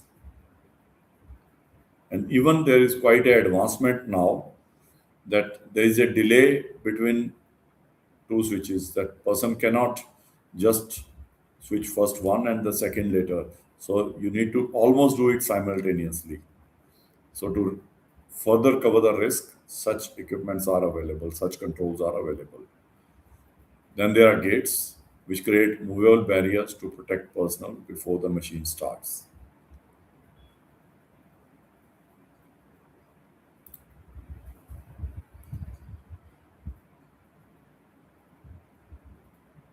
Then further is section 6.3.3 of standard require for design of guards and protective devices.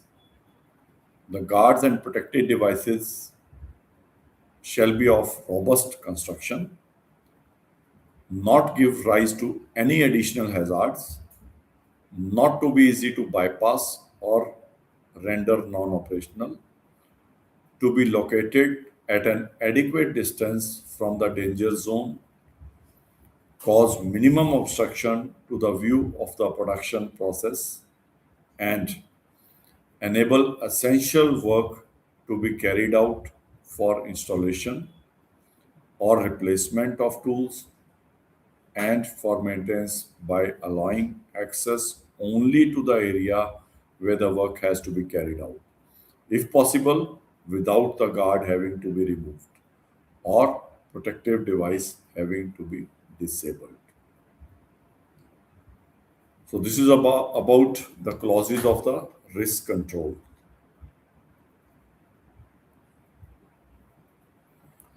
Then after this, the important part is rules. Once you have all the controls in place, still you need to follow the process or dictate the rules for operating the things correctly. Procedures or work instruction must be there and people must be trained. Although machine may be manufactured, supplied as per the design standard, but when installed, it may add to various additional risks. A systematic safety evaluation review helps to identify the risk and take required mitigations to reduce the risk. So that means we must perform a risk assessment for machines, even they are designed as per the standards. Ensure reading operators maintenance manuals, as we discussed earlier, and review history of incidents. Now, you remember in chat, I asked you guys to list few of incidents of bypassing of such devices. So whenever you are doing that risk assessment or re-risk assessment, please take inventory of such incidents which has been reported. Even they were near misses or they were just observation, nothing happened. But these will help you as an input what can go wrong. And that will make your risk assessment further robust. That's the power of your maintenance or incident history. Standard operating procedure must include safety features and operating instructions for the machine, including specific troubleshooting, adjustment, cleaning guidelines, etc. And operators must be trained on for the same, for all the things. Not only how to operate the job, but they must be made aware of what can go wrong, troubleshooting, how to address that part, how to do the cleaning of the machine or adjustments if any required, and what are the risks. Once they are trained, only those trained people should be allowed to work on the machine.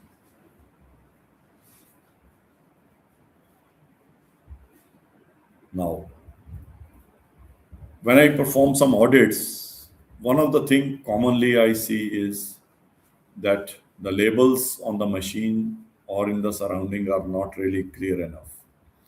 But when I talk about that to the operators, to the supervisor, the easy answer is yeah, it has been long time. They are really now not readable, but it doesn't matter because everybody is fully trained. Everybody is already aware. We do some trainings frequently. We don't need these labels. But believe me, they do still help. You will have new operators that time also. Reading them also helps that nothing has been missed out. They are for the purpose reminding at the last minute again. So maintain them and respect them.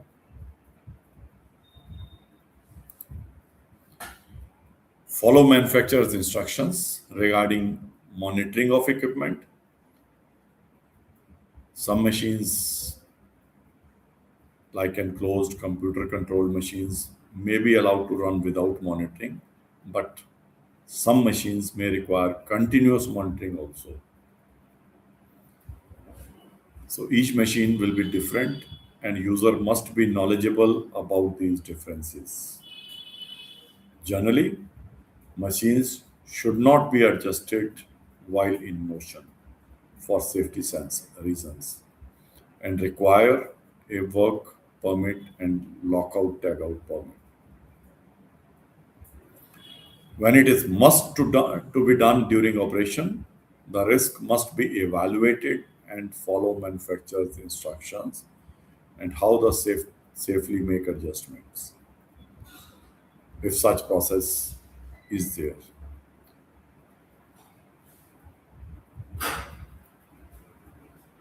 You remember I asked you a question about adjustment of a gland by reducing complete lockout to make it as an individual stoppage of the process. So here it fits. Important is, do you have a risk assessment for that situation? Have you covered that as part of your machine assessment and approved the process that it can be done without doing a full lockout tagout?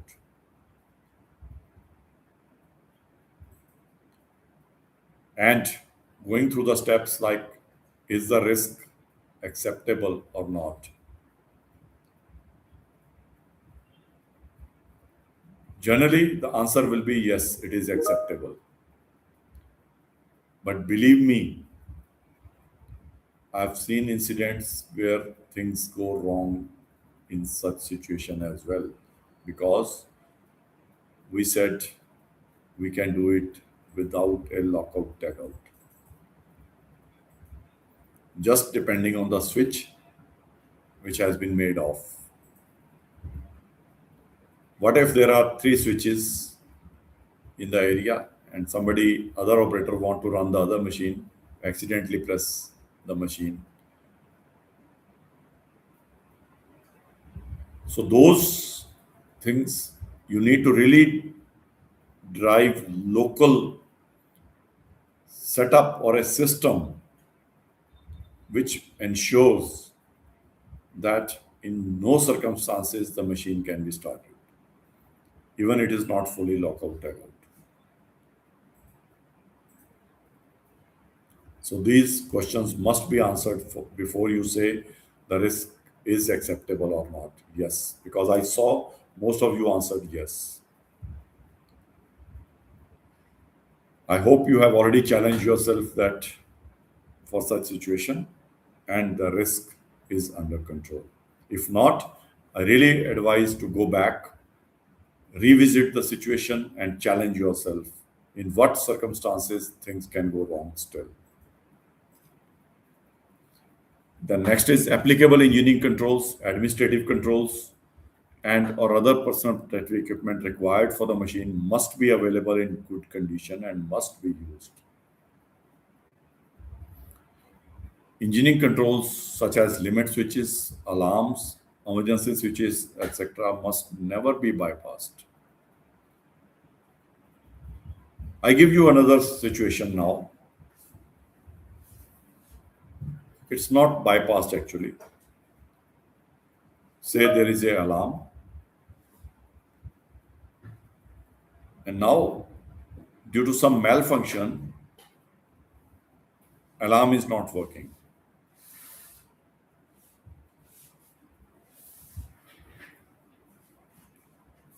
The maintenance team visits the area and says it will take 3 days because we cannot repair it immediately. There is no availability of the spare part. Or the engineer from the manufacturer need to come and fix it. What is a good decision? To continue production for 3 days? Or what can be alternative? Please put your logics. Do you think management will accept easily when we say no? Stopping things for 3 days.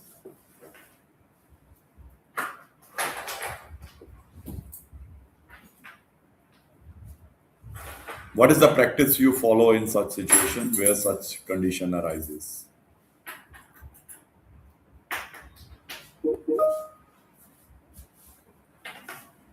I see a nice example. Mitigate risk with other controls. So that means you revisit the scenario with a change, like a management of change, like a change control. See what are the other alternatives I can do if I need to continue operating machines in absence of this alarm. And then, if your answer is that with the additional temporary controls, we can do it, and the risk is acceptable, for sure it can be operated. But if the answer is no, then revisit. If there is no solution, maybe the last option is to stop. It depends on the consequence, what can go wrong, what type of machine it is. I cannot operate a moving machine with possible access at a high speed of 1000 rpm in an open condition. So if there are no alternative controls, because my barrier is not functioning, there is no alarm which is saying that machine is running. The- If there is no need of person there, I can only say I lock I install an extra gate to lock physically till the machine is operating. Nobody can access that area. That can be the one way to think. I don't give you this as an example that this is the solution, but this is just an idea how you should think. Good housekeeping must be maintained, and area of operation must be free and clear from any obstructions.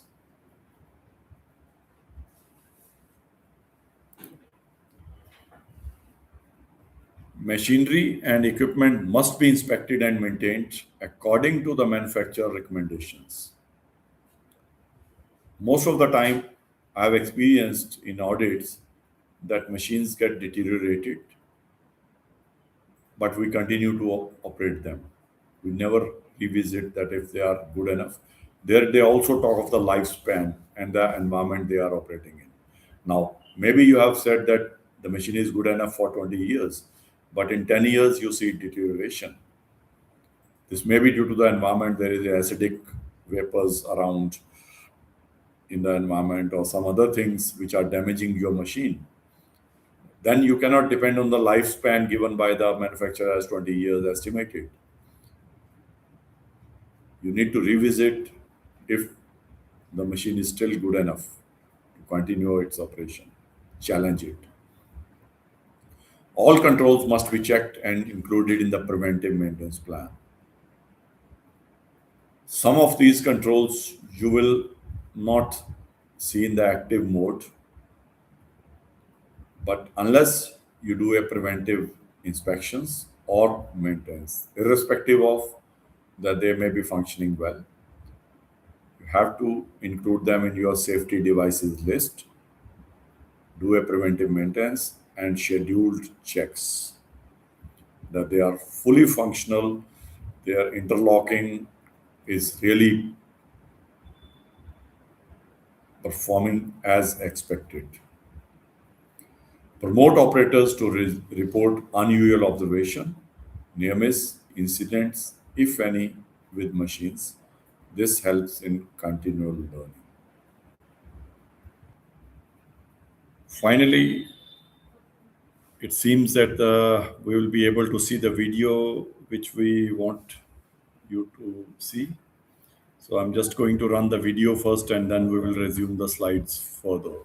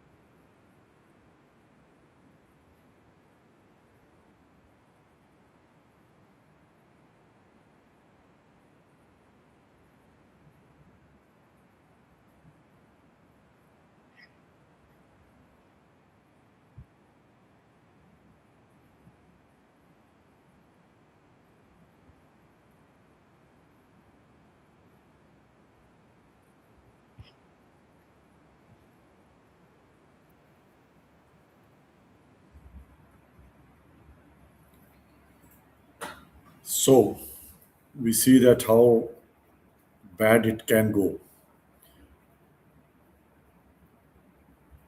So this was the video I wanted to show, like if machines are not designed or the risks are not completely known, identified, processes are not developed, controls are not there, so they can end up like this. And management decisions we have seen can contribute in a big way as well.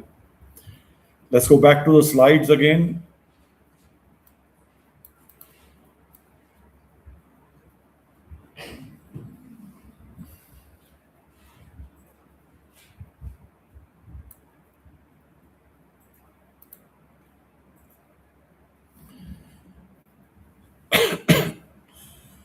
So we were continuing with the machine safety controls, general rules.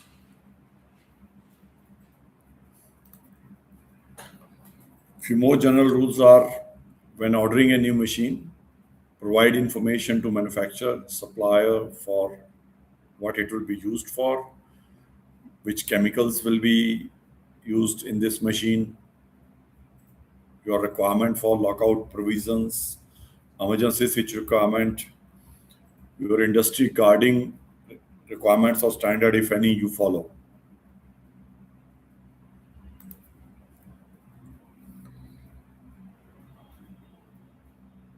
There is no substitute for lockout tagout of a device for any inspection machines.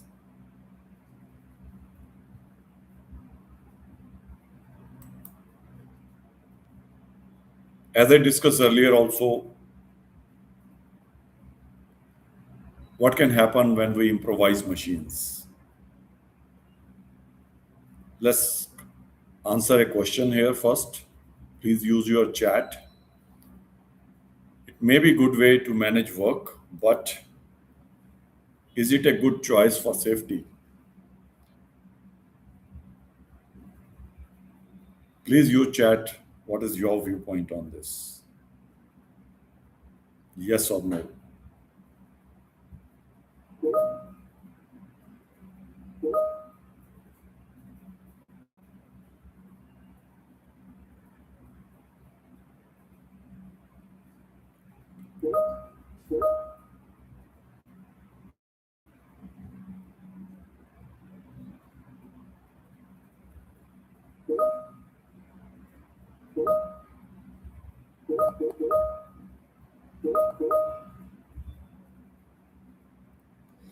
Okay, I see that we are not yet aligned on one common answer. So not always no or yes, partially yes, etc. But when we answer in a general way, the answer is exactly no. It's not a good choice unless we prove it the other way, like it has been well reviewed, discussed, agreed to change the design. Let's see a video again. What can go wrong?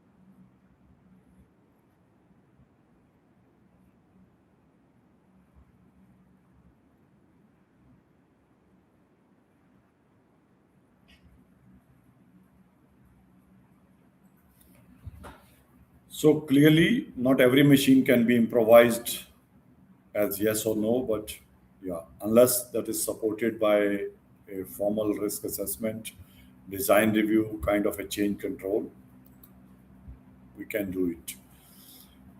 Here are some examples with pictures of different type of protections. So every machine has requirement for guards when it has moving parts. So some of these are fixed guards or flexible guards. At this moment, it shows more of flexible guards or adjustable guards. We have seen these 360 guards earlier also, barriers, special protection devices, emergency stop button, push bar, trip cable. This is the two hands control. Here we will show how it works with the two hand controls with the adjustable guard.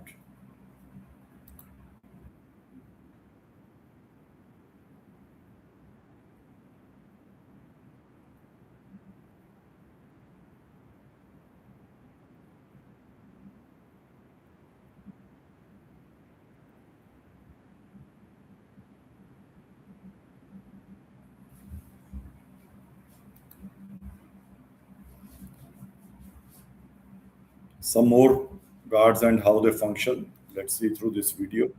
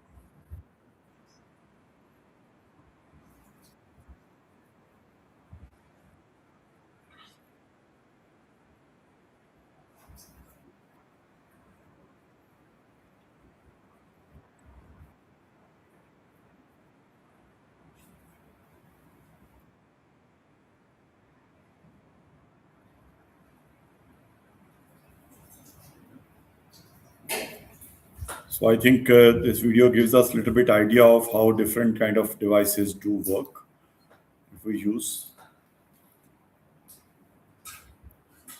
This is just an example template which can be used to document your machine safety risk assessment.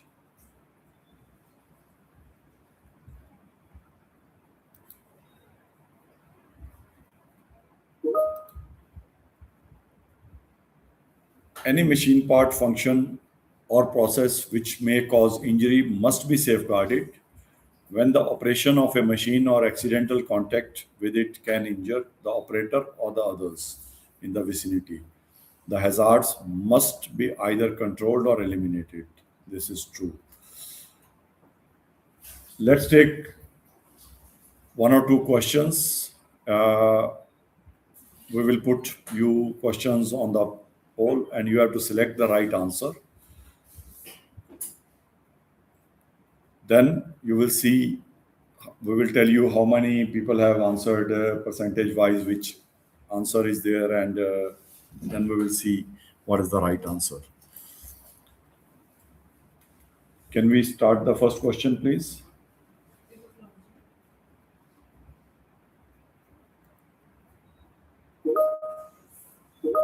First question is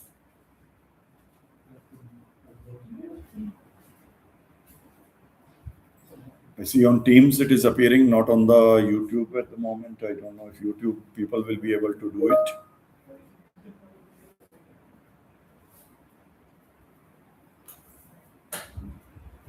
Please read it and answer your choice. Positive displacement pump used for transfer of sulfuric acid into a reactor is a complex machine. Is it a true or a false? Please click the response uh, which you think is the right. YouTube people can answer on chat.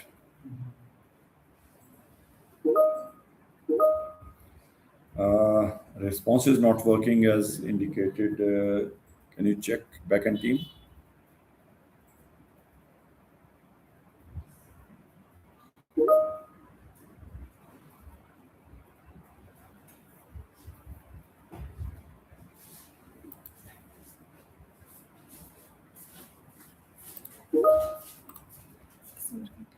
you can go in chat and check. Chat.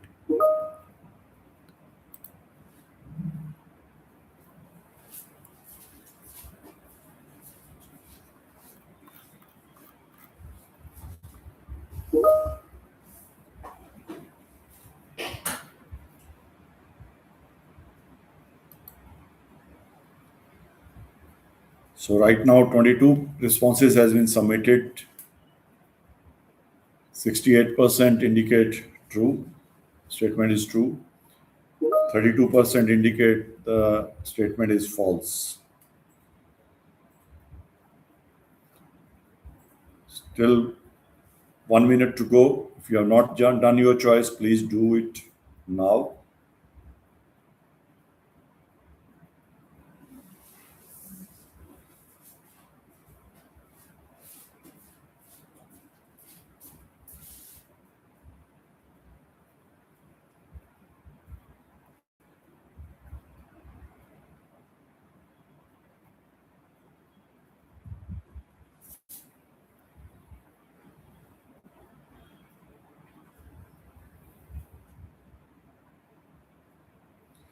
Okay, I don't see new responses coming.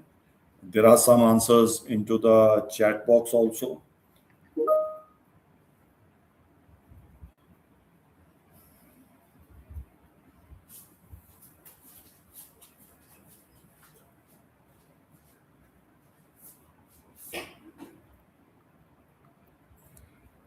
Okay, thank you very much for your response. Uh, the right answer is the statement positive displacement pump used for transfer of sulfuric acid into a reactor is a complex machine is false. Why it is false is that it's still a pump, as we see example, and if it is transferring toxic material, flammable material, corrosive material, or water, doesn't make a difference to its activity, the way it operates or works. It's a standalone standard machine which has limited or fixed design, basically. That's why it can be treated as a simple machine. And we will also see a case study for a pump, which we will use here with you, along with you. Thank you. Can we have the second question, please?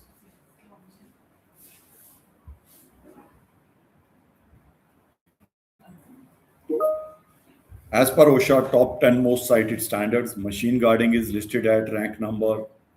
You have to pick the right choice. What do you think? Out of 1 to 10, which rank it is?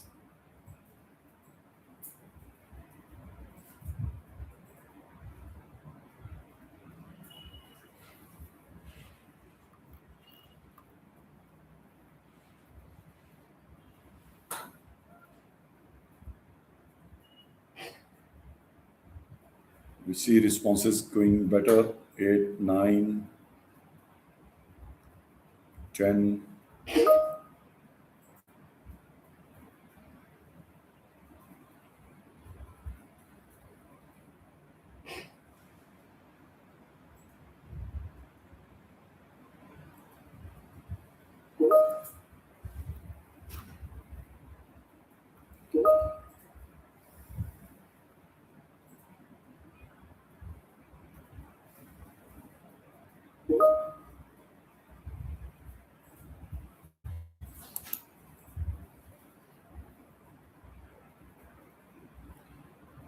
15 responses submitted so far on Teams. Let's take a 1 minute more.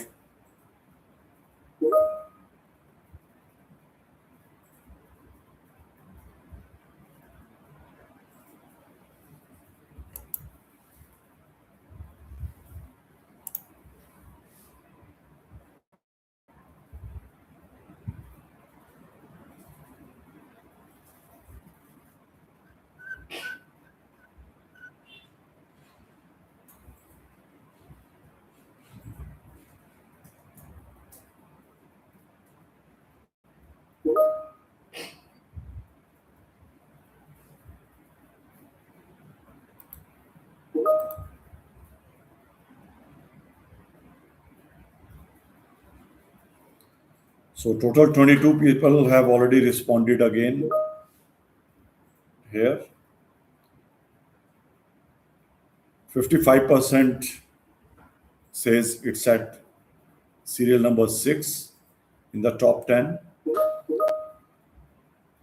whereas the right answer is serial number 10, for which 36% has chosen. Thank you for your response. Let's get back to the presentation again.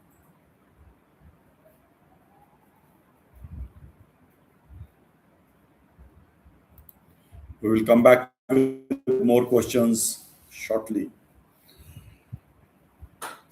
Ready for the case study now?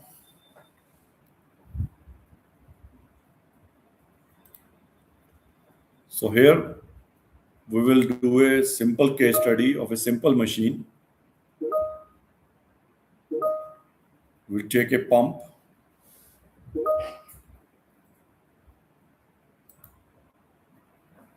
which has chemical, has moving parts, has temperature, pressure, noise, electricity. So all this we will look into. So I'll move it to Excel file for a practical reason, so that we can show you realistic.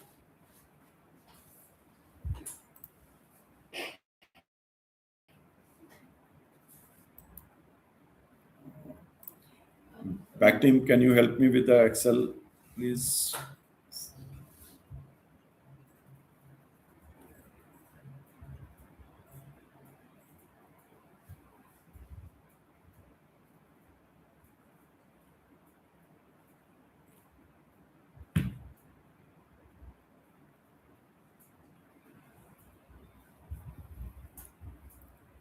We are just switching to the Excel file.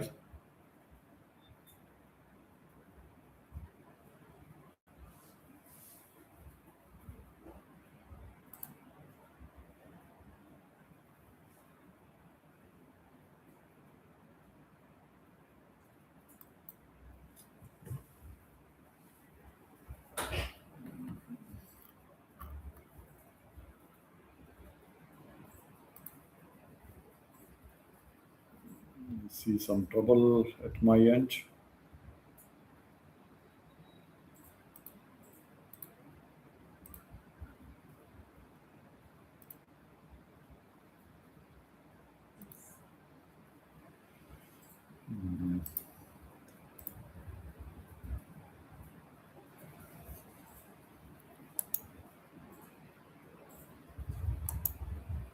Just meet my connection is gone. I need help. Run it again, maybe.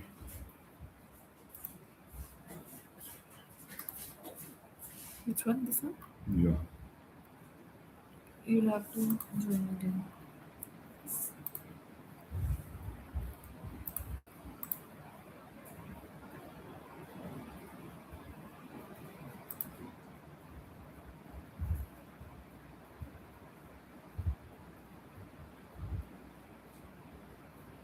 Yes.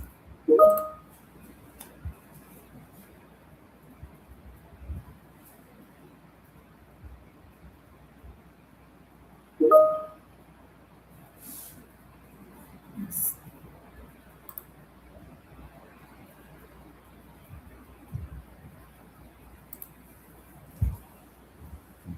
It is asking to enter password.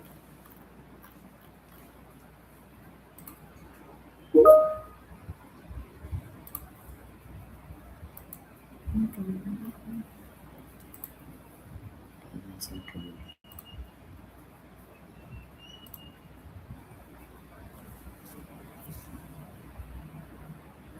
आपके वो चलेगा? Yes, नहीं तो मैं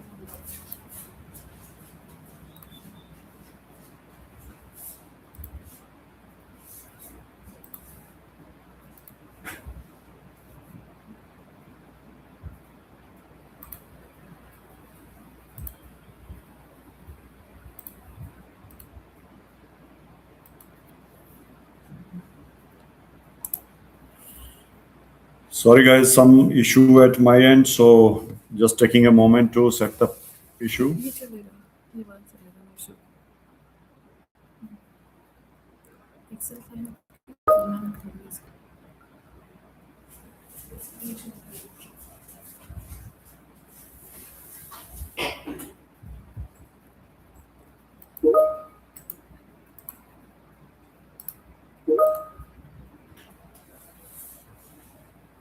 Just bear with us.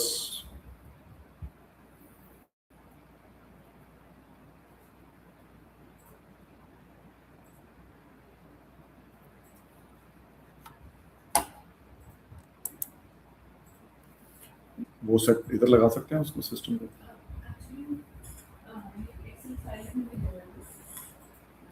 Directly खोल लो Excel system से आगे display पे आ गई है हाँ बट टीम्स पे आ रही है देख लो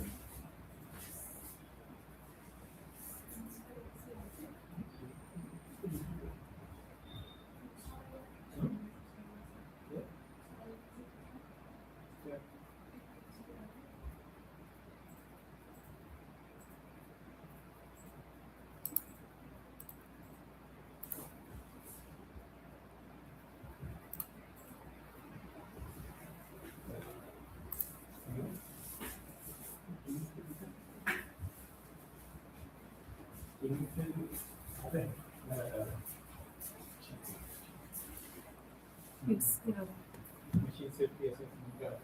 Yes. इसको और zoom करो सर. एक मिनट मैं अभी स्टार्ट कर रहा हूँ अगर हो जाए तो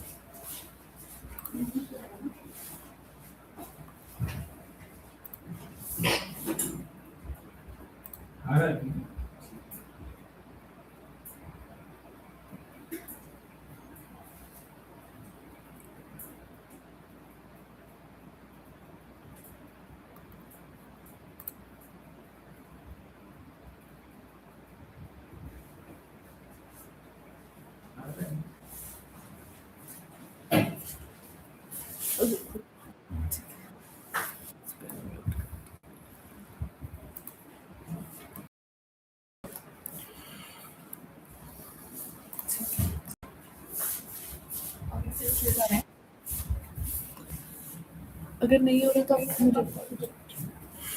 So hope everybody can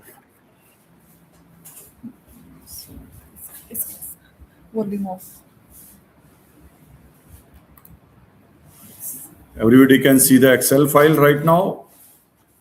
We will scroll through slowly. Try to make it a little larger for you.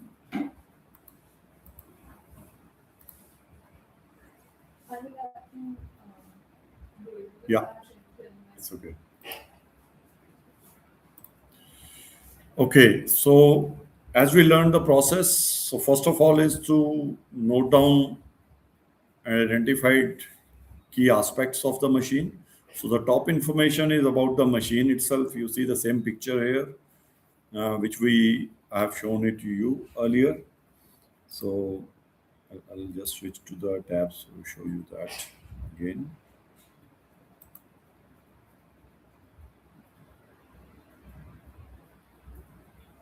I will have to change them. Okay, no worries. So here we have asked you to look into various type of hazards like mechanical, electrical, material substance exposure, thermal, pressure hazards, ergonomics, vibration, noise, radiation, etc. So first of all, we'll start with the that who need to do the assessment, what is the assessment date. Assessment team should usually include safety engineer, maintenance engineer. This pump is said to be in the warehouse, so warehouse engineer is required then, or a warehouse head or supervisor need to be there. Then it is to be approved by safety head, engineering head, and warehouse head. Generally, it is recommended to review your risk assessments periodically. So, in my experience, I will recommend to at least do it every 5 years, or whenever there are changes in a machine or there is some accident, incident history, or learning you get. Now, what this machine is all about.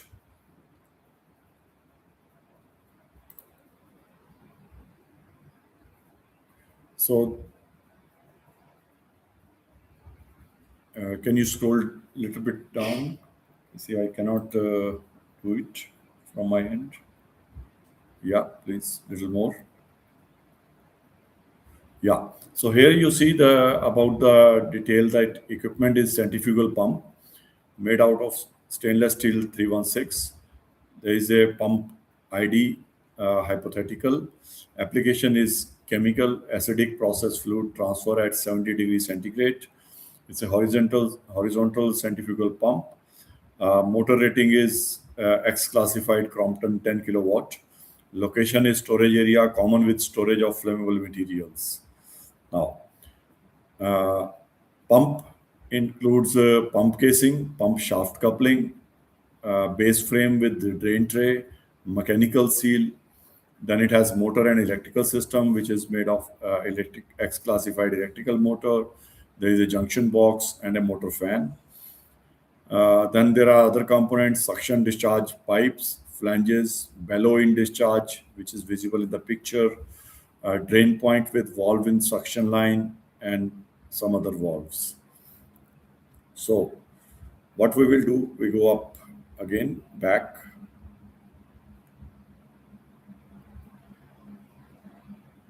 on the top of the, yeah. So here, what I have done is that if you see, tried hypothetically just look into what kind of mechanical hazards are there. So this has rotating shaft coupling, moving impeller, moving shaft in the seal area. There is possible entanglement with the clothing on mechanical part. Then on electrical hazard, electrical shock can be there, open electrical terminals can be there, short circuit or fire risk. Fire risk is because of the presence of flammable in the surrounding.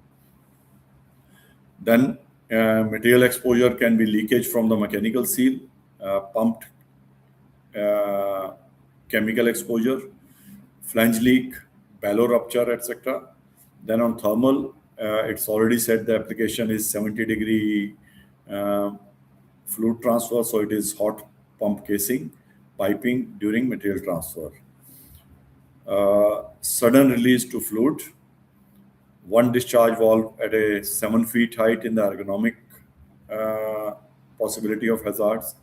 Vibration is only during abnormal condition. There is no vibration otherwise. Noise hazard is listed as standard equipment. Noise surrounding noise is below 75 dB, so that is well in control. But high abnormal irritating noise from bearings, abnormal condition. There are no radiation expected in this. Can we go a little down again?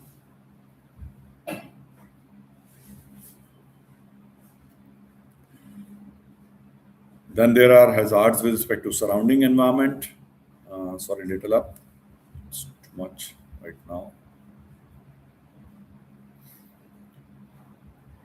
So we see flammable material storage area. Then other special hazards, if any, it says hose is used to drain out system through drain line in suction. Coupling guard is made of MS sheet, some sharp edges.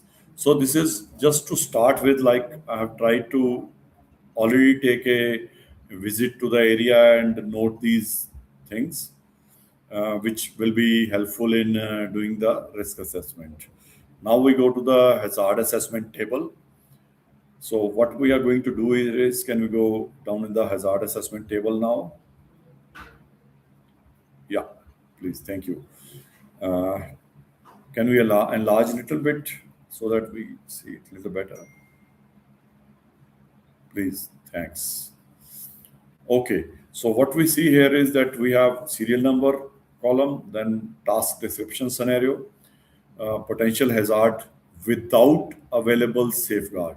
So whatever it safeguard it has, we have not considered at this moment. Then we list available safeguards. Then we calculate the risk without considering safeguard. So we saw that risk is basically multiplication of severity and likelihood. So here we will see what potential severity is, what is the likelihood. Uh, then it will give us the risk level. Then we will say what are the present safeguards are sufficient or not. Then what are the recommended actions out of this. So we will go one by one slowly. And what I wish is that your involvement here, particularly when we will discuss about the present safeguard and recommended actions, if any. I know that you cannot directly speak in the webinar, but you still have a power to use chat. You can post your answers there as we move forward. So first of all, we started with the mechanical hazard. You remember that we listed some. So there are rotating shaft uh, at a coupling. So what can go wrong? That it can entangle with rotating part with a operation. So it can cause amputation risk to body parts because we are considering it without any safeguard. Now, the coupling guard is already installed, which is listed as an available safeguard. In severity, we have used the risk matrix as I indicated earlier. Can we go to the risk matrix tab, please, for a moment?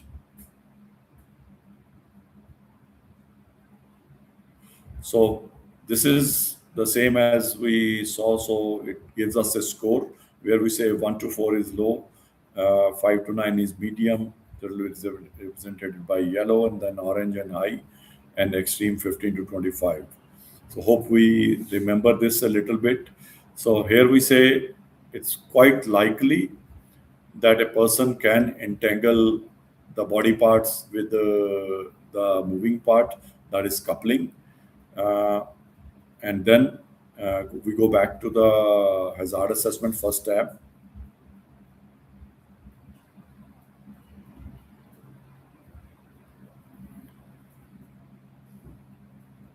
So here we see that we have chosen a severity of 4 and likelihood as 3, which gives me an orange score of 12.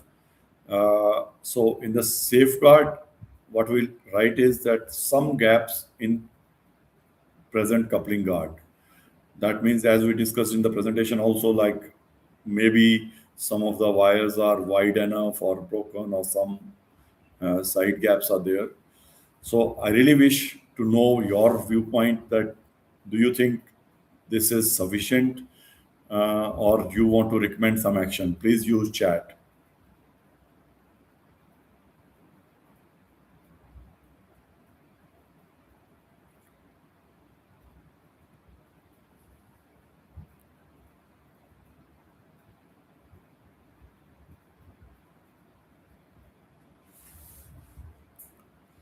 Okay, next one is moving fan of the motor.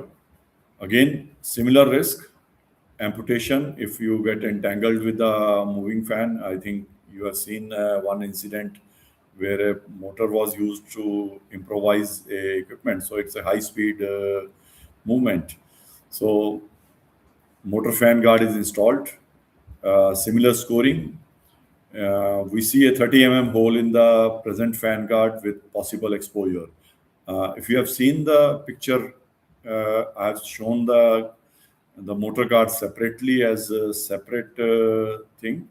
Can we go quickly to equipment diagram, just for reference again? So you see in the bottom picture, there is a hole in the middle. In my audits also, I have observed this as a very common observation. So go back to the first tab, hazard assessment. Yeah. So again, your viewpoint, whether you are okay with this safeguard, do you think risk is under control, or do you want to do some recommendation? Please write into the chat what kind of recommendation you recommend for such a scenario. Uh,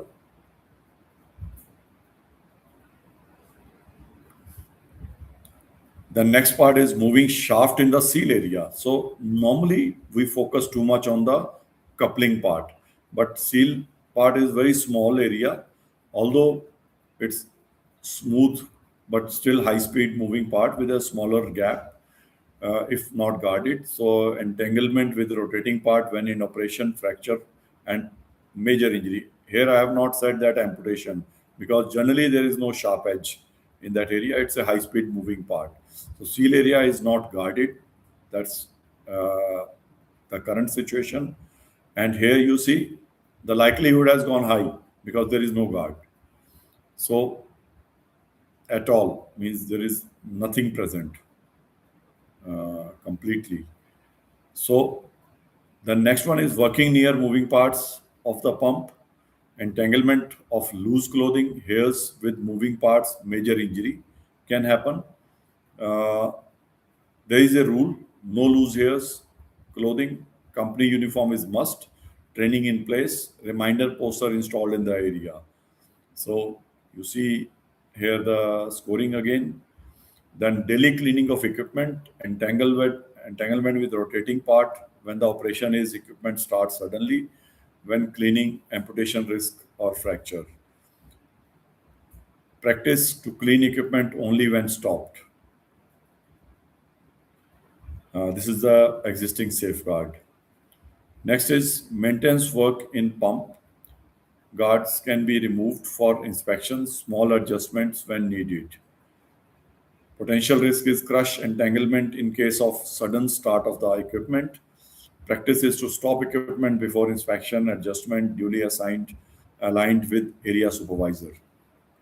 So here again, we see the risk is high in the red zone with a score of 16 in total. Uh, so let's, on 1F, do you have a viewpoint that what can be this? Do you want to do any recommendation? Please use chat. In the meantime, we move little down again to the 1G.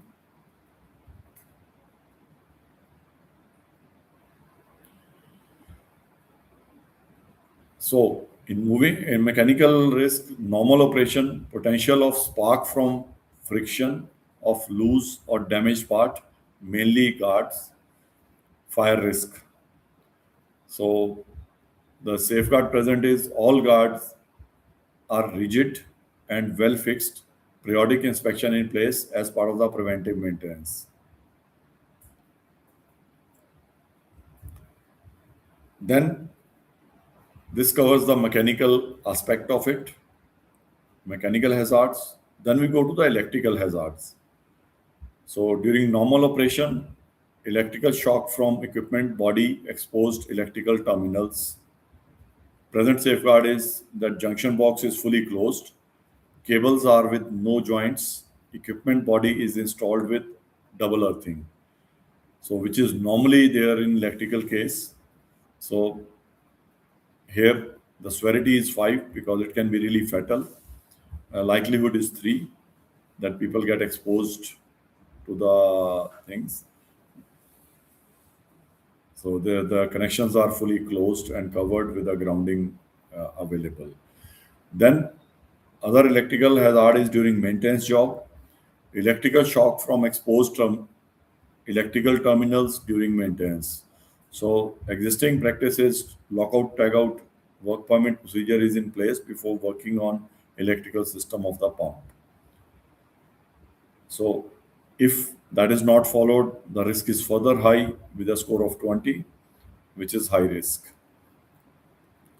2C, normal operation, there can be a short circuit, potential of fire as it's installed in the X classified area with flammable materials storage in the area. So the existing safeguard is, although the equipment do not require to be X classified, because of the area, the X classified pump has been chosen here as a part of the design. So if we think these things are as part of design, so this is the benefit of that. Next, please.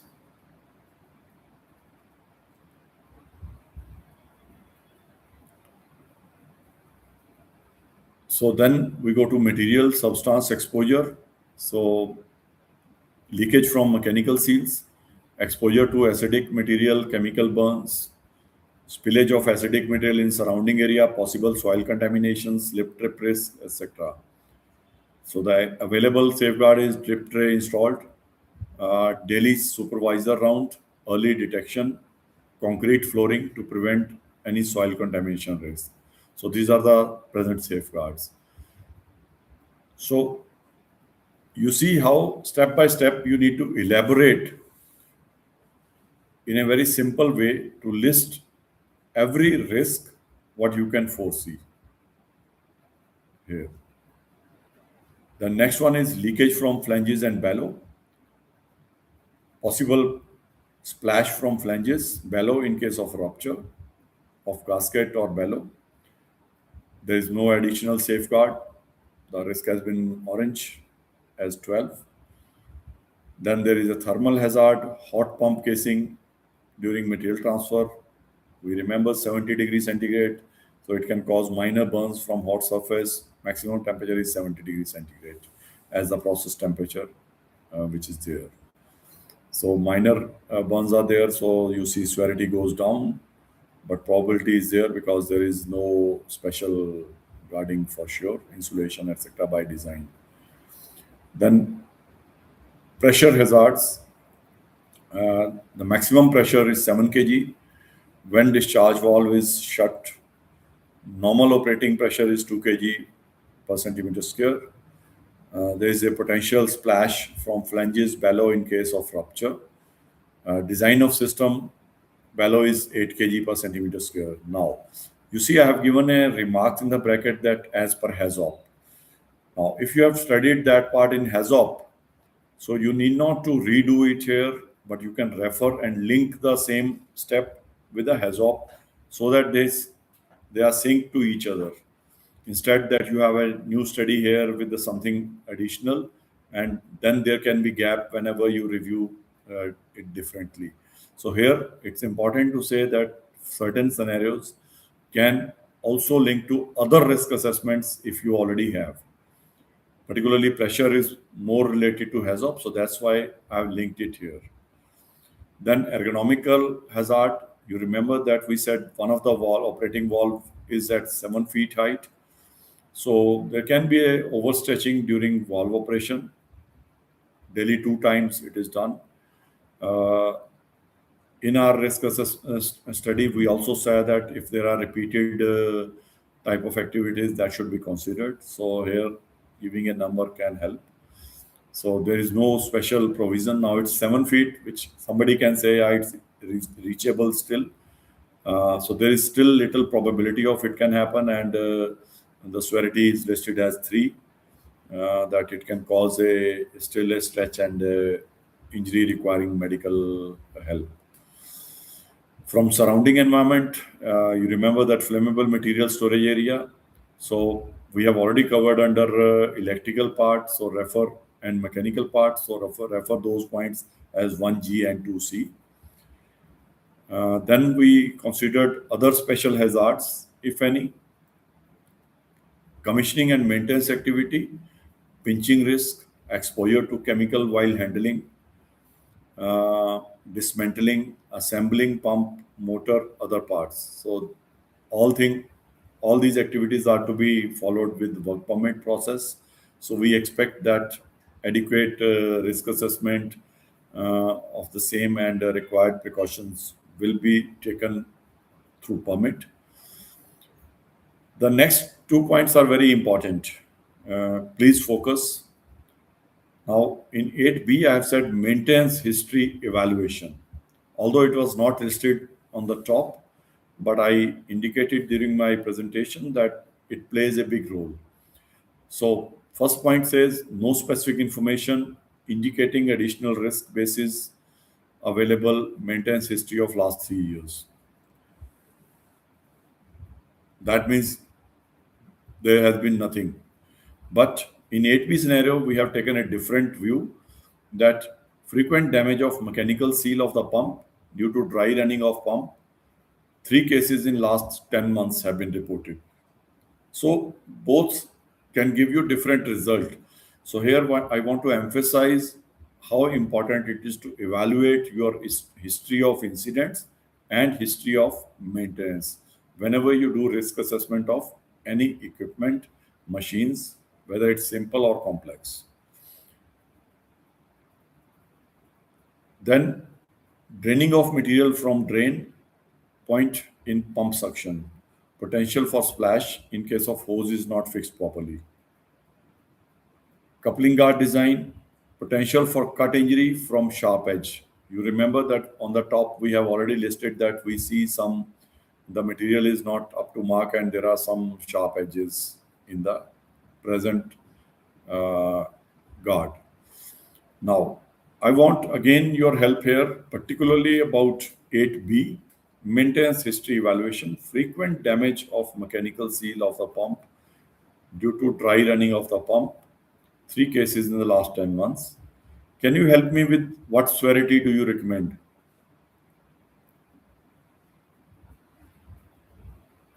Please use chat.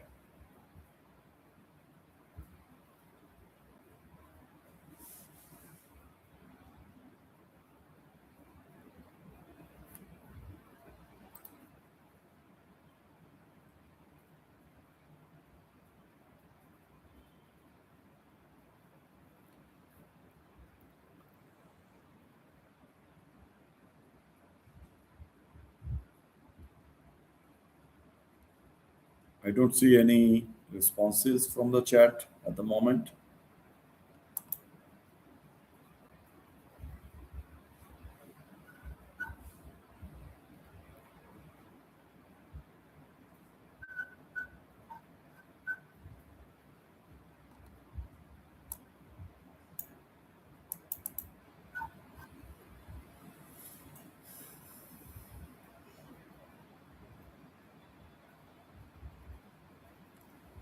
Wrong choice of seal.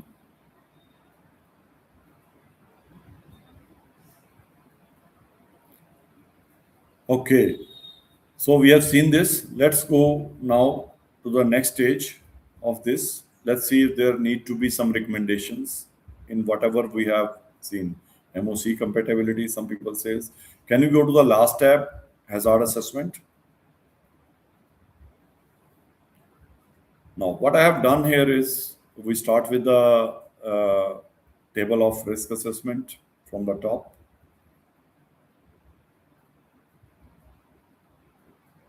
Thank you. Here, what I have done is that we have just reviewed the present first part of it. Now you see that there is another. There are a few more columns at the moment which are visible. So first part is if I go back to 1A scenario where entanglement with rotating part, I've said present safeguard is insufficient. That is no visible gaps is there. So recommendation is replace existing guard with 360-degree protection guard. And once that is there, so then we do the risk assessment again, including guards as a activity as part of the design. So you see the risk goes down then. Although severity is same, but the probability is much lower. Yeah. Similarly, in the next case, uh, You remember the hole in the fan cover? So we see that I have recommended plug the hole to current standards. So there is no reason to keep the hole. I know that some justifications are people want to take speed, note the speed or know the direction. So, but still, it is a high risk. So I don't recommend. And nowadays, the new design is already without these holes. Then next is about moving shaft. So here there was no guard, etc. So protect the seal shaft area also with a guard, fixed guard. Working near moving parts. So yes, the risk is already accepted with the rule and the uniform is there, etc. So no special recommendation is required. Daily cleaning, it says practice to clean equipment only when stopped. So acceptable, no. Upgrade guarding as recommended above, as controlling activity is difficult. No cleaning with loose clothes, only use cleaning brush. So you also need to see what kind of tool is used for cleaning, which was not clearly mentioned in the first go. So a recommendation tell you something over and above. Then maintenance work in pump guard can be guards can be removed, etc. So again, it says no, current practice is not good enough. Implement lockout tagout work permit procedure before removing any guard.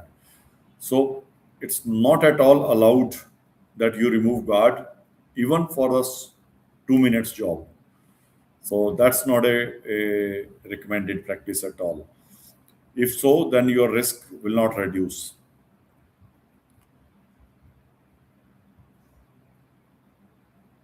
Let's go to the electrical one.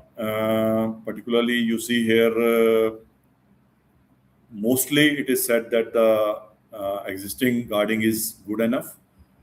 But in the last point 2C, because of X classified area, there has been a additional recommendation. Although it is acceptable, it says include preventive check maintenance checks with respect to electrical equipment to ensure X classified equipment integrity is maintained.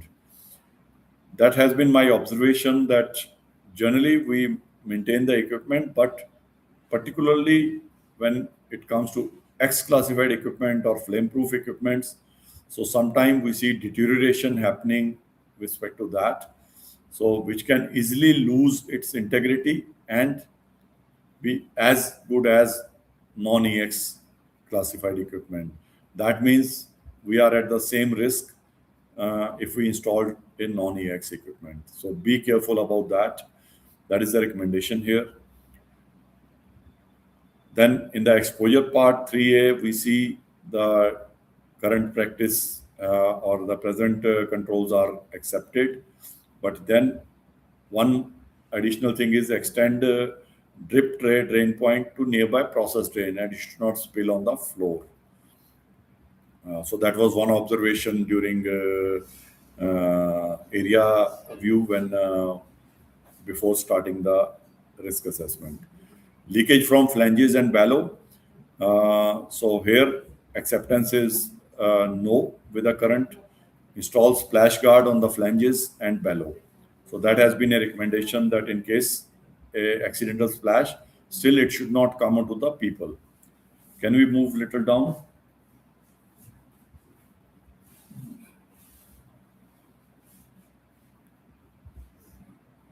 So yeah, on substance we have done. Then thermal part is there. So in thermal hazards, we see that we work on 70 degrees centigrade. There was no existing uh, safeguard. Although yeah, rating risk level is limited, but still it is recommended to install warning sign with respect to hot surface. Then pressure hazard. So we refer to the HAZOP. Uh, we see in HAZOP also there are some recommendation which is pending. So there is already a open action install interlock with pump shut off in case system pressure is more than 3 kg per centimeter square action from HAZOP. So again, link back to HAZOP only. Don't create a new thing.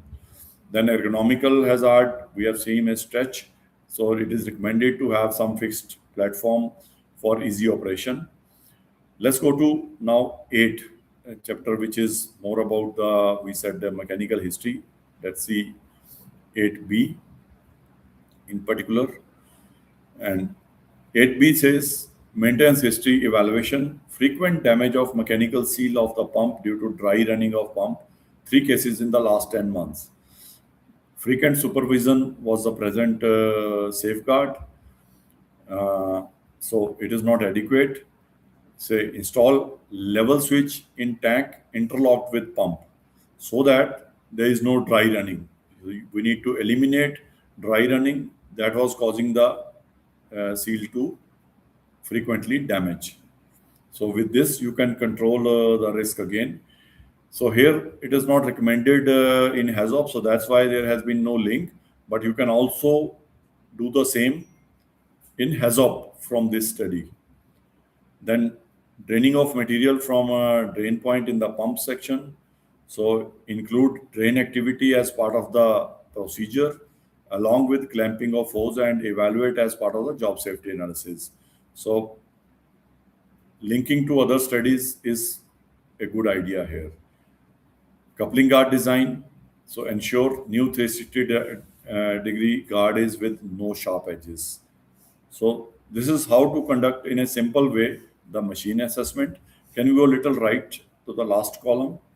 So once you are done with that on the top, you have to go back in the field and verify each item physically and document it that all the safeguards which are recommended or are present finally are done properly installed, everything is good enough, or if not, make a action plan and follow up your action plan accordingly.